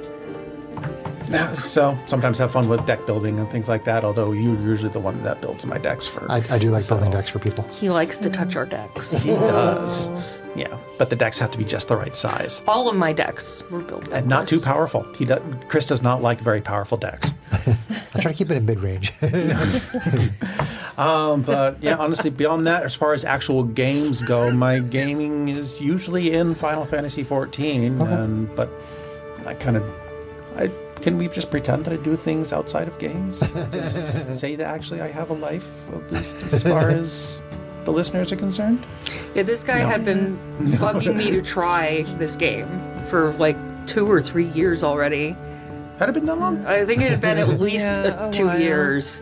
And we both, actually, a bunch of us all came down with COVID all at the same time, right before Christmas. Like I was 2.5 mad. years ago. This is Like one I of the avoided years this when for we 2 lost, years. yeah, we lost game time and we lost Christmas, I think, the way that year Yes, timed out. I was Yeah, home alone yeah, for Christmas because everybody even though my sister was in town from the West Coast, Yeah. And we just couldn't. and so we were all home with COVID, and John was like, just download the free trial. Just try it. Just try it. Drug dealer. First one's Drug free. dealer. The first one's one's free. free. And within like a week and a half, he was buying me the entire game. And now I'm probably in there more than he is. Greg, what about you? I can't say that I play Final Fantasy, so He hates listening to us talk about it. I'm so sorry. I just tune it out actually. But Because you already mentioned, he doesn't relate. You already Yeah, mentioned we get Butts it. in Space and Spank the Yeti. I actually played an old game. I'm trying to remember the name. I think it was EverQuest, or I played one of those really old World of Warcraft or World of EverQuest? Warcraft. That's Is that what it was? Okay. played I the had a original 60 EverQuest. level 60 undead mage Annika that I fire mage that I played with, which I haven't played since that time, unfortunately. But I do play Magic badly, of course. I could do better with that. I also enjoy computer games, so I was playing Diablo, so I'll play that. I'm looking forward to playing the Baldur's Gate, the new one that just came out. I forgot to mention that I've been playing Baldur's Gate. Baldur's Gate. Okay, cool. So I'm looking forward to that. And I play a lot of board games, some other card games like Fruck. Oh man, Betrayal at Baldur's Gate. Yes. Betrayal at House on the Hill. Chris's haunt games. I mean, forgot about all that. Greg is usually the one that brings the stack of games with us. Greg when we and Chris do. have some amazing board games between the two of them. Yeah, a lot. You can thank nerd Mr. Wheaton for that because he used to have and his tabletop game night. Yes. Yeah. Sponsor us. Which I used to love those podcasts, and it sucks that that's not being done anymore. But I used to look forward to learning about new games, and a lot of those things helped my game purchases over the course of time. Yeah. Does anybody else do like brain teaser kind of games? And like I know Sarah back when Jackbox games back and- when Words with Friends was a big thing. Like me and Yeah. Sarah and Sarah's dad, we were like on there all the Oh time. my That was when gosh. I was living in My Maryland. dad is like the world's with friends. He's a shark. champion. Yes. I am terrible So at those it's kind like of He games. would send me like a 300-point word, and I'd just like drop my cell phone and be like, I quit. Rage quit. Yeah. I used to do that, and then like there's some more kind of Tetris-y flavored things that Liliana's into them now, so now I'm back into them a little bit. And then like the lockdowns Wordle, I joined that whole crew of people who was doing Wordle all the time, and I still occasionally go and dabble because it's like I do like that kind of stimulation. If I'm just having a Candy really Crush. blot out day, it's nice to just kind of Candy Crush. wake up the brain. I never got into that weirdly, but yeah. I used to play Angry Birds. Mahjong, kind of other like what can I do on a cell phone if I'm on an airplane or just Yeah. like That's hailing back to multitask my brain. the old school Cell phones. Yeah. cell phone games. I actually missed a pretty big one. I do play other tabletop RPGs like Vampire the Masquerade, That's great, yeah. which airs DM on Jeremy. Twitch at 8:30 Eastern Standard Time. DM Jeremy. Shameless DM self-promotion. Jeremy's on Tuesdays, right? on Tuesday nights through DM_Jeremy of Old Men Rolling Dice, based out of Canada, eh? Hey. Where I play. I like how you all did that in Unitarian. I love it. Where I'm currently playing a really, really mentally unstable vampire named Tony. And we're living in Toronto. It's called Blood in the Six. Yeah. Yep. It's a super fun game. But I also have learned to play Pathfinder, Yep. as well as some other flavors of D&D, like Humblewood, where you get to be like animals. Yeah. And I've been learning Warhammer as well recently. Yep. Yeah. In the past, I played Vampire the Masquerade and Werewolf the Apocalypse and Ars Magica, and I played GURPS and all kinds of other things. In video games, I started with Pong, Yes. and I went up through like PlayStation 2 before I kind of got out of the consoles. And the last PC game I played was Diablo 3, because 4 is out right now. 4 is out now. Right, so 3 is the last one. have that one as well. Was the last one that I played. So he played Pong, and he was never the same again. Never the same. I will say that I've also played Leisure Suit Larry. Do with that I've what you seen will. that game looks so off kilter. I've played Counter-Strike if we want to go way back, but that was a long time ago. Okay, so this question is from Jane Goddard, who follows us on Facebook. Yay! Jane wants to know, what are your favorite adventure-friendly snacks?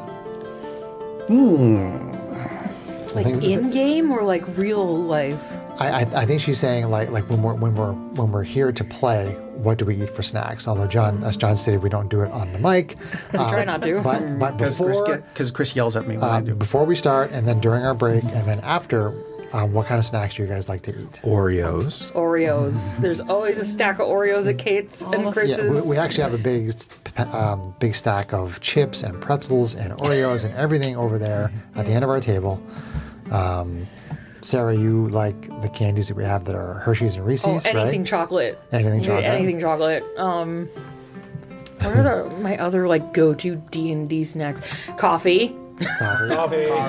Coffee. Buzz. Yeah, I used to this come with a podcast coffee. runs on coffee. I used to come with a coffee even when we played on Friday nights, because coffee helps me helps me focus for some reason. Sure.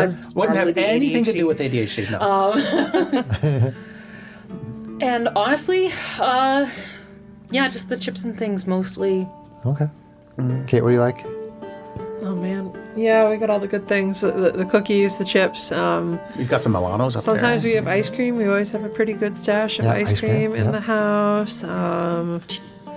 Whatever food is available to graze on. Every now and then we'll do like a foodie friends thing if we have more time before a session where we can, grill, or I can cook something. I do love cooking. I don't get to do it as much anymore, so sometimes cooking for the group is fun. But Kate makes an time-consuming. awesome It's fun. cheesy garlic bread. Yes. Garlic bread is always a She good does. choice. Kate makes an and awesome a everything. lot of things. And then Kate does love to cook. So obviously all this off mic, I will say, like, if it's there are nights where some of us are just desperate for food even when we're playing. So like as a rule, it's like for those we would specifically pick, like if we've got to be snacking while we're playing and Chris allows it because he knows we need it, we pick things that are quiet. Like soup. So something we can chew that off the mic that won't make lots of really nasty noises. Really, although really as a soft rule, we do that. cookies. What are some of the Just ones you little- like, John? Don't you like gummy things? Yeah, yeah. Oh, yeah. Candies, yeah. If Kate's got her big old bag of gummy bears here, I'm usually rating that. There's still John and I can destroy a bag of Swedish fish. fish, gummies. Sometimes on my way down, if we stop to grab something to eat or something like that, I'll usually grab like a big old brownie or something like that. It's all that sugar's not good for me. I know. You brought cookies before too, I think. Yeah, sometimes. Yeah. Yeah, crazy snaps Asian and- candies and snacks. We're always interested and curious to try those as a group, like all the different Kit Kats and stuff like that. Did I ever Yeah, bring we would- over any of that? I brought over like ice cream mochi at one time. I think Yeah. so, yeah. And I've done, it's probably an anime night thing, but I bought a variety pack of Kit Kats specifically to share with the group one Yeah. Oh yeah, that was an interesting Yeah. one. Green tea remember Kit that. Kats. Yes. Those are good. Chris is like, nope. Greg, do you snack much when we play D&D? Not really. I but don't like, see you sitting there like potato chips. eating that stuff. burn Greg me. is the I do only like responsible those. Greg one likes here. the hottest potato chips Potato I can chips? find. Like Yes. cheeses. We get this when Spicy. people are in cheesy moods too, and I always have yeah. lots of cheese. in We the are all house. connoisseurs of cheese. Yeah. Yes. Lots Yeah. of cheese. And we don't just mean in the way that we act. I like nacho cheese flavored Doritos, and I like Yes. anything chocolate pretty much. That's pretty much it. for Nacho me. cheese Doritos, Kit Kats, Kit Kats. Reese's, Yeah. Chocolate frosted donuts. Chocolate chip regular cookies. chocolate frosted donuts, no sprinkles. And no Yes. Cool Ranch Doritos. No Cool no Ranch Cool Ranch Doritos, those are not allowed. No. Dunkin's is a common thing before and during D&D sessions of late. Yes. Please Yeah, sponsor if you're us. on the is Duncan just on the East Coast? If you're on the East Coast, Duncan No, is they're great. everywhere now. Other than the Oh, yeah. like They're West kind of Coast, expanding. if you They're get pretty out well expanded. California, Washington State, that's You're not gonna stretch. find as You're not many, going at to find least. much out there, but everything out to that point, they're pretty. Yeah. Yeah. Yeah, it's where they don't have to push too hard against Starbucks. But we live in Just New the England, coffee and New machines. England runs on Dunkin's. So It's not a lie. It's the truth. There are places where there are Duncans on the opposite side of the street from each other. literally in Boston, there's like a on the opposite Dunkin's side of the street. every other block, if not more. Fighting with the Starbucks, of course. Yes. Greg, what is your favorite music? Ooh, that's a good question. I actually have gotten into the hobby of vinyl records, so I have quite a few vinyl records. Greg is and- kind of our music aficionado he at the is. table. So I actually enjoyed listening to old school records on my record player, which some of it is jazz, some of it is rock music. You like Foo Fighters, right? I do like them. Classic rock like Led Zeppelin, Fleetwood Mac, any of those kind of things are really cool. It's just interesting to be able to listen to music kind of as it was originally intended. There, Sure. no, high class, high gain filters or anything like that. Just pure pops and whistles, and just the sound is very Yeah. enjoyable. I love it. Yeah, I like mostly like hard rock and metal stuff, although I've expanded out into things like Lorena McKenna, which I love. But yeah, I got a Megadeth CD that was remastered at one point. And I listened to the remastered and I'm like, why does this sound so weird? Like Sounds off, right? it does. It sounds really, really off. But I listen to old school Metallica, some Megadeth. My favorite band is Breaking Benjamin. I listened to 3 Days Grace for a while. I like Tool, and yeah, just mostly like rock. I used to really be into some heavier bands like Pantera. I actually saw them in a concert. My very You first saw Pantera? live concert, Pantera was playing. Really? Can't Yes, see it was you a- at a doesn't seem like Pantera Pantera right concert. I'm a man of different coats. I've been to like 3 concerts in my entire life, and one of them was Megadeth with, I think, Corrosion of Conformity or something like that. Oh, jeez. Nice. I actually I had my hair all long, and I was I remember. Chris used to have some long, luxurious hair. that was the only time that I ever moshed, and I did it for about 5 seconds, and I tried to get out of the pit and had a really hard time because I'm like, 150 pounds soaking wet, and everybody's bigger than me, and trying to get out of the pit with people who are bigger than you is not easy. And then I did some crowd surfing, and then that was the one and only concert that I ever did moshing or crowd surfing. I think you would be better it. at crowd surfing than moshing. Yeah, the crowd surfing was much better, and people liked me being up there because I was so light. and I got pushed up to the stage, so they'd throw me off, and the bouncers catch me and then set me down, and let me go back in. Anyway, Sarah, you are, as you mentioned, you have this long history with music. Oh my God. What do you like for music? I used to go and watch you sing. Was that a jazz band? Would you call it a jazz band? Yeah, it was a Brothers. 21-piece big band orchestra. Yes, and Of Sarah. the Freeze Brothers Big Band, Sarah has an amazing voice. based out of Concord, New Hampshire. I'm pretty sure they're still playing. Oh, okay. I'm no longer their singer. Sad face. A sad face. I retired a while ago. Which sounds really weird to say at my age, but it is what it is. My music tastes are eclectic, to say the least. Okay. I would say if you actually looked at my playlists / I do still have a CD cabinet. I have everything from Italian madrigals from the 1400s all the way up to Tool and Megadeth and Nine Inch Nails. I have every Nine Inch Nails album that was ever released. And God, I recently started listening to. I've gotten into Breaking Benjamin a bit more. Yep. Oh my God, Sleep Token has become kind of an obsession of mine recently. I want to say that Sarah, for John's Keys from the Golden Vault campaign, Sarah recommended that we make playlists for our characters, which I had never done before, and I did it, and it was a fun exercise. And then we never released them. I didn't get Well, to I just do want it to yet. give Sarah the credit because that was a really cool idea, and I had never even thought of that. So Yeah, that was cool. It's really fun to play with music, and I would say that my tastes definitely grow as I meet different people, and I like to get music from people. Sure. I like to exchange things and learn what they like and listen to new things and experience new things. Again, being in a big online community, Yeah. I've discovered a lot of new music, and Makes it sense. makes me so happy. So, yeah, I can go anything from scream metal down to elevator jazz, and big band music. So, Gotcha. How about you, John? What kind of music do you listen to? I've never heard you really talk about bands that you like or anything. I have 2 musical moods. Moods. Lo-fi and smooth jazz, Oh, I do love lo-fi. Kate and I love lo-fi. Go ahead. or symphonic metal. Nice. Pretty much, like Camelot and yeah, Camelot, Nightwish. okay. Sometimes Tarja Epica. Within Temptation. don't know if I've heard them specifically yet, but things along that line. Yeah, Dragon Force. Dragon Force That's in speed moderation. metal. That's Moderation. speed metal. That's true. That's That's true. intense. That's right. Yeah, that gets overwhelming very quickly. But what's the other one? Symphonic metal is definitely cool. I mean, crud, you're making me trying to think of names, and I'm terrible with names. What was the I've gotten into K-pop. yeah, So I was into K-pop. but basically, yeah. I mean, That's cool. I like music after a fashion, but I Okay. wouldn't say it's a major passion of mine. So Gotcha. Okay. Kate, what do you like for music?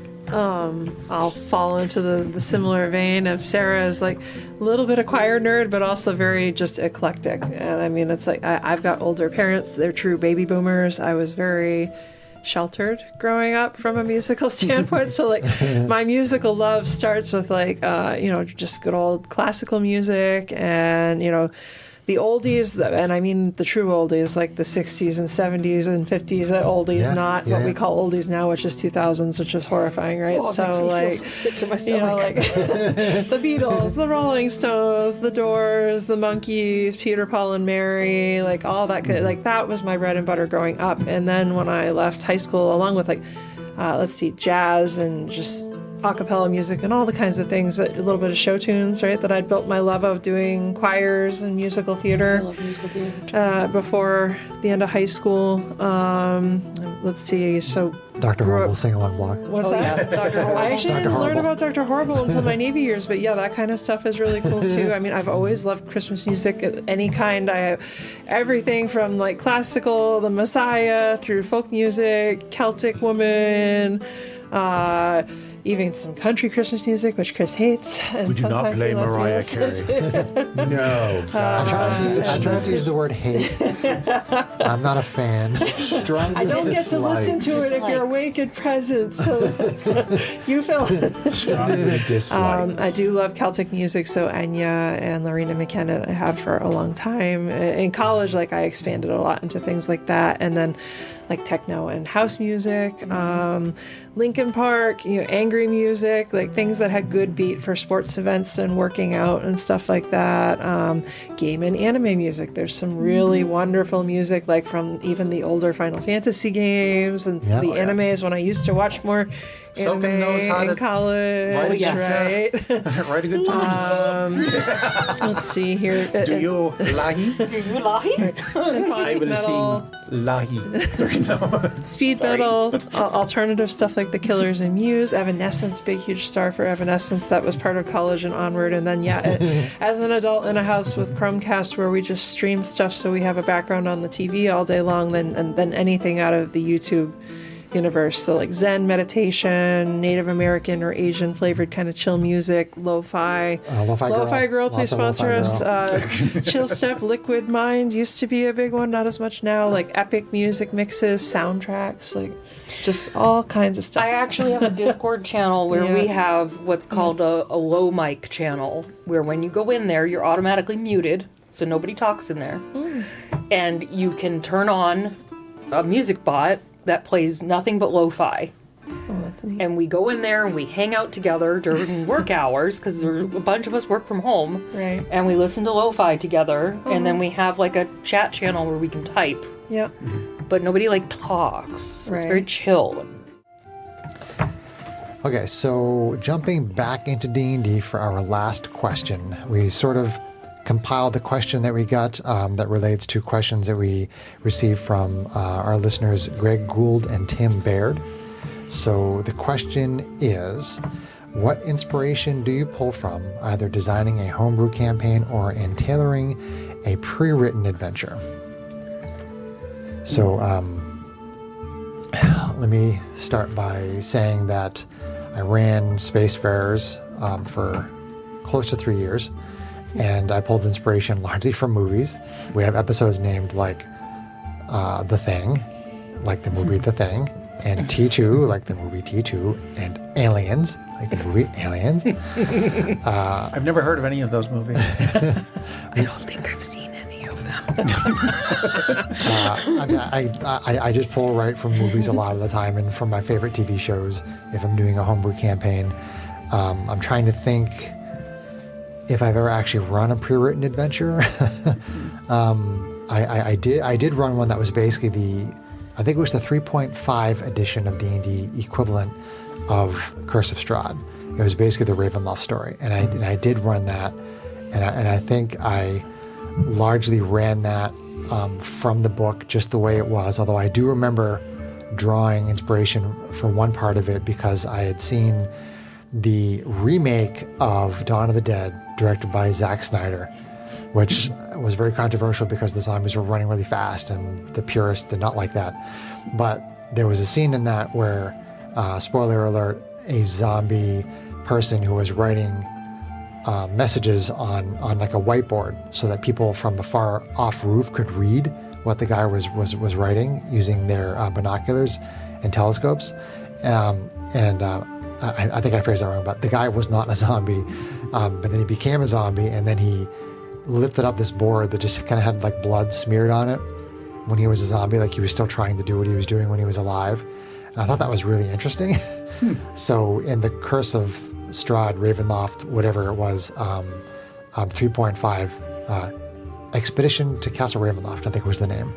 I had a sequence where like a bard had been handing them notes and giving them certain direction, and he showed up as a zombie and he handed them this piece of paper with a bunch of blood on it. And so I pulled that from the movie, from the remake of Dawn of the Dead, directed by Zack Snyder. Yeah. But let me pass it over to someone else. So John, with Keys from the Golden Vault, or anything you've ran, because you ran Tomb of Annihilation as well, and you did, when you ran pre-podcast, you ran us through Curse of Strahd, because you were very nice. I asked you to run that for me, and you did it. And then the second half of that campaign was your own homebrew campaign. So you've done both pre-written adventures and homebrew stuff. So what sort of inspiration do you pull from with regards to the homebrew stuff and the pre-written adventures? So, for the pre-written adventures, I do tend to stay pretty close to the module as written, as appropriate. I mean, I have nothing against modifying as needed, but when I do, I mostly actually draw inspiration from the backstories of the characters themselves that you hand to me to see how I can adapt that. And probably just kind of a general years of reading books on how stories tend to flow, that kind of thing. Since they're in a pre-made module, there's not a lot of flexibility to move the story around too much. Right. So you kind of can stay in that scaffolding, and you don't have to pull specific pieces out of other things. Yeah, I want to second your backstory one for the Spacefarers game. I did draw from all your backstories for that. Okay. For the homebrew one I did. Oh, now you're making me remember way back when. Machinations? Machinations of Astus. I called it the Machinations of Astus, which it's had to do with a... It was supposed to be just a continuation from the 5th edition Curse of Strahd, and there's... Spoiler alert, there's this whole section where there's some entombed gods and stuff like that, and they leave you story hooks in there to play off of. We played with them. Yeah. It was fun. It was fun. So, yeah. That's awesome. A lot of that was, I had a general idea of what direction to go. A lot of it inspired by, strangely of all things, my enjoyment of particle physics. What? This does not surprise me. Record scratch. What? The idea of multiple worlds coming together and interacting with each other in interesting ways. Yeah. Kind of is what led me to this whole thing of what would happen if the world of Curse of Strahd and the world of the Sword Coast actually came together. And, So like a convergence before it was a thing. Right. Okay. Kind of thing. Yeah. And so from that, I kind of had a framework of a story. And then for the individual sessions, it was just kind of really off the cuff for the most part. I kind of had a basic idea of what was going to happen and then just kind of let things play out. Okay. With the characters. Thoughts on this kind of stuff, Kate? All right, so yeah, I mean, my experience being more limited, having mostly done just the pre-written things. Like, I mean, as a start, I would take things like the cast being, if it's a pre-written module where I've been playing as a character and now it's my turn to DM and my character won't be there, like coming up with something in story, because I'm a story-centric player, that would explain why that would happen. I always think it's nice to kind of add that flavor, and then just to kind of shout out to the rest of the group. Like all the times when we managed to tie in backstory, which I think are amazing. We've seen people kind of in various campaigns pull in older homebrew cast characters or older characters who were in certain campaigns, and to see them kind of like make indirect appearances or even sometimes direct appearances. I think that's been super cool. I know Sarah's done that with, I think, Candlekeep. And then just kind of like, big picture stuff. Like I do taking sourcebook content and then making your own or building on homebrew to expand story. That's kind of I do have some things fishing around in my brain. He was talking about multiverse stuff, and actually I'm looking at potentially doing a mini campaign somewhere in the future that's going to tie on it's going to hinge on Van Richten's guide.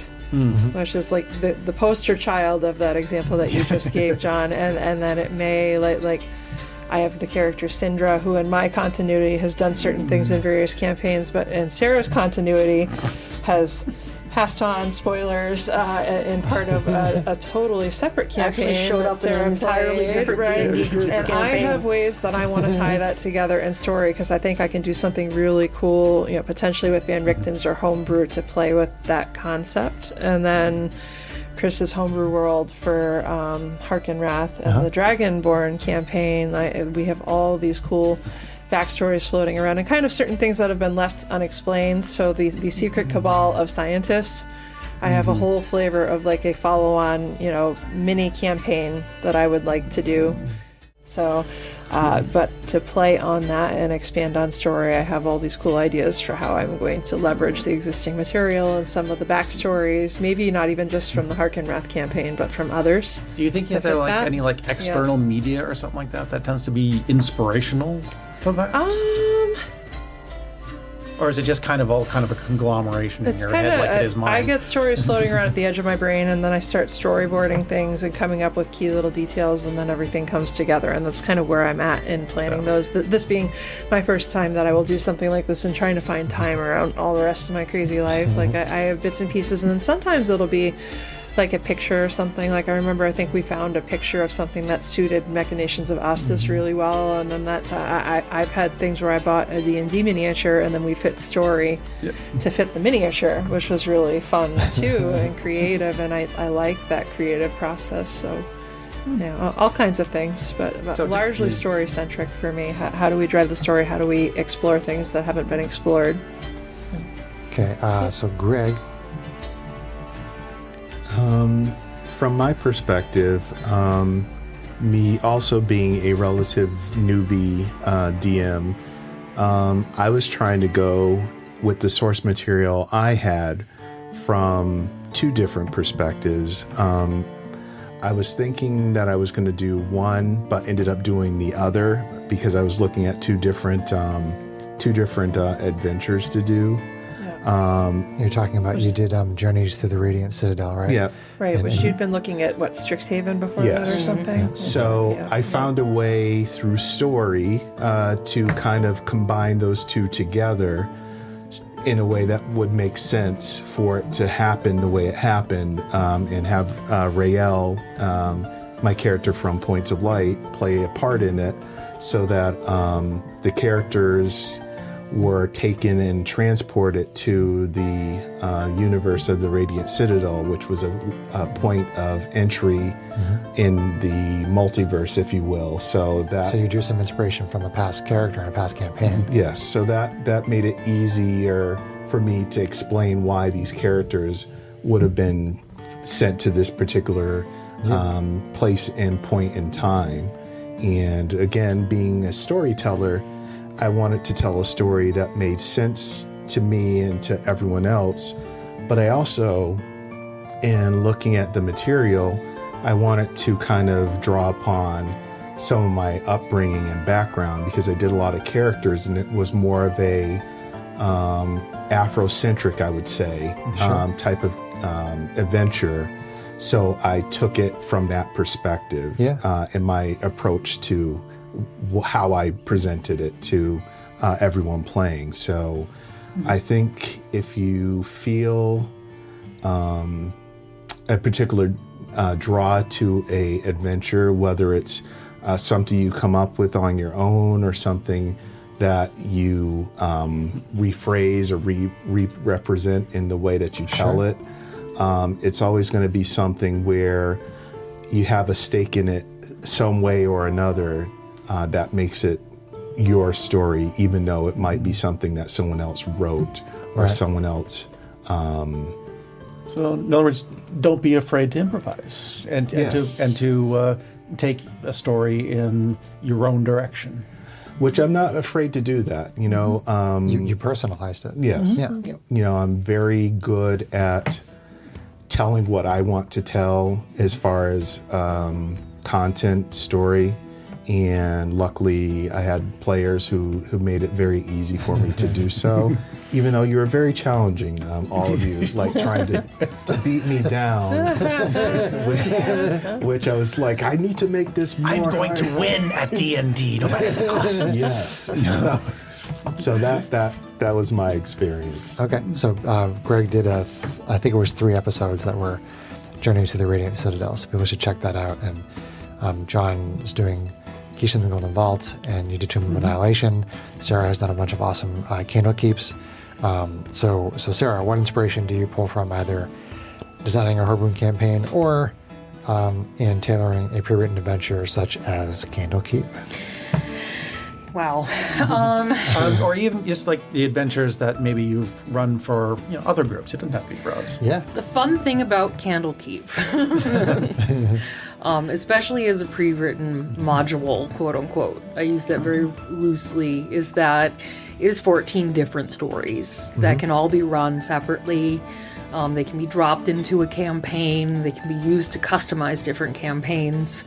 And as a result of that, I had to find a way to get my players there and have a reason to be there and kind of weave a story together and like story to story within that module actually make sense, that they're still staying at Candlekeep and they're still looking at books and finding new things. And as Kate already touched upon, I actually pulled upon our characters from Curse of Strahd campaign, which we ran before we were a podcast, and had all of my new characters from Candlekeep go visit them and get, inspiration of where they should go next. So I found a way to actually incorporate the characters from our previous campaign prior to the podcast. And as a DM, that was a really cool moment to watch everybody's faces light up as they realized what I did. It was cool. And it felt good. So I drew some inspiration there. The modules themselves had a lot of wiggle room. So I had also taken things that were written for a level 1 and made them level 5 because I wanted to start you off as a higher level. So I, adjusted the different interactions. I added some fights. I know specifically in the Book of the Raven, it was really thin on the content. So I legit wrote an entire encounter in the town. I added the Pigglesworth characters. We love the Pigglesworth. And the second time I actually ran that book for another group, and they latched onto the Pigglesworth where did the Pigglesworth come from? Did it just kind of appear, or was I had been looking through the monster manual and I found this really cool pig thing that had come from, I think it was the Rick and Morty expansions. Awesome. And I was like, that's a really cool creature and I want to make that. So I ported it over and I made it a C whatever. In case you actually decided to fight them. And I turned them into characters, and I made that, I actually made the actual journey through the path of the Book of the Raven didn't even exist in the module. So I wrote a bunch of encounters for you guys to go through. That's cool. And I think a couple of them I kind of went, all right, so if we're going here on time, I'll make this one happen. If they're here on time, maybe we'll skip this, I think I did some will-o'-the-wisps. Like, I used that opportunity to play with some of the things in the monster manual that I'd never, like, seen. So so the monster manual itself was a lot of the inspiration. For Yeah, that. yeah. Okay. I think I also, like, drew on, like, dragon lore, and I even brought in some... Because the Book of the Raven does kind of pull on some Ravenloft lore, I, like, brought in some Vistani. Yes, yes, that's good. The mists were there. It's all cool. That particular campaign I was really proud of because they did a lot of legwork in fleshing it out. And that particular module is really good for like a beginning DM to really learn how to flex their muscles in kind of coming up with their own thing. Yeah. And running through the keys, I can definitely feel the desire and the challenge of having an overarching storyline to try to tie everything together. Because keys is kind of the same way. Each adventure is kind of a self-contained thing, and to try to have an overarching storyline to encompass all these things is a challenge. And then you put it in Shakar too, so Yeah. you're like tying it into Chris's world. Trying As to- an yeah, additional yeah. layer, which is cool, but also challenging, right? It And is. Yeah. I definitely keep my players in mind when I'm doing things too. Yeah. I will admit that for the first time ever, I wrote an encounter that I designed a specific way to foil Kate. Because she had a character, or she has a character, Syndra, we've mentioned her a few times, in Candlekeep that has the fireball ability that can just bend around people and not hit things that she doesn't want to hit. And I was designing an encounter with an animated tree, and I knew that there was going to be a fireball, and I was like, she's just going to pwn this encounter if I don't find a way to creatively give it another step. It worked a little too well because you got a little frustrated and it felt bad, but it felt good that I problem solved that. There are times to let your players do their cool thing. Yeah. And there are times when their cool thing actually is kind of hindering. Well, it wasn't necessarily hindering. I actually wanted to find a way to play with it and make it not as, like, broken. So that was fun. Okay. Cool. Well, that is all the questions that we have. Thank you very much to Jane Goddard, Greg Gould, and Tim Baird for their questions. Yeah. And everyone Appreciate else that. who submitted them, we And appreciate it. Everyone else who submitted the questions, we appreciate that very much. We hope that you enjoyed this Knights Roundtable. 5 years of podcasting. 5 years later. Crazy things. Let's say Feels like goodnight to the 10. listeners.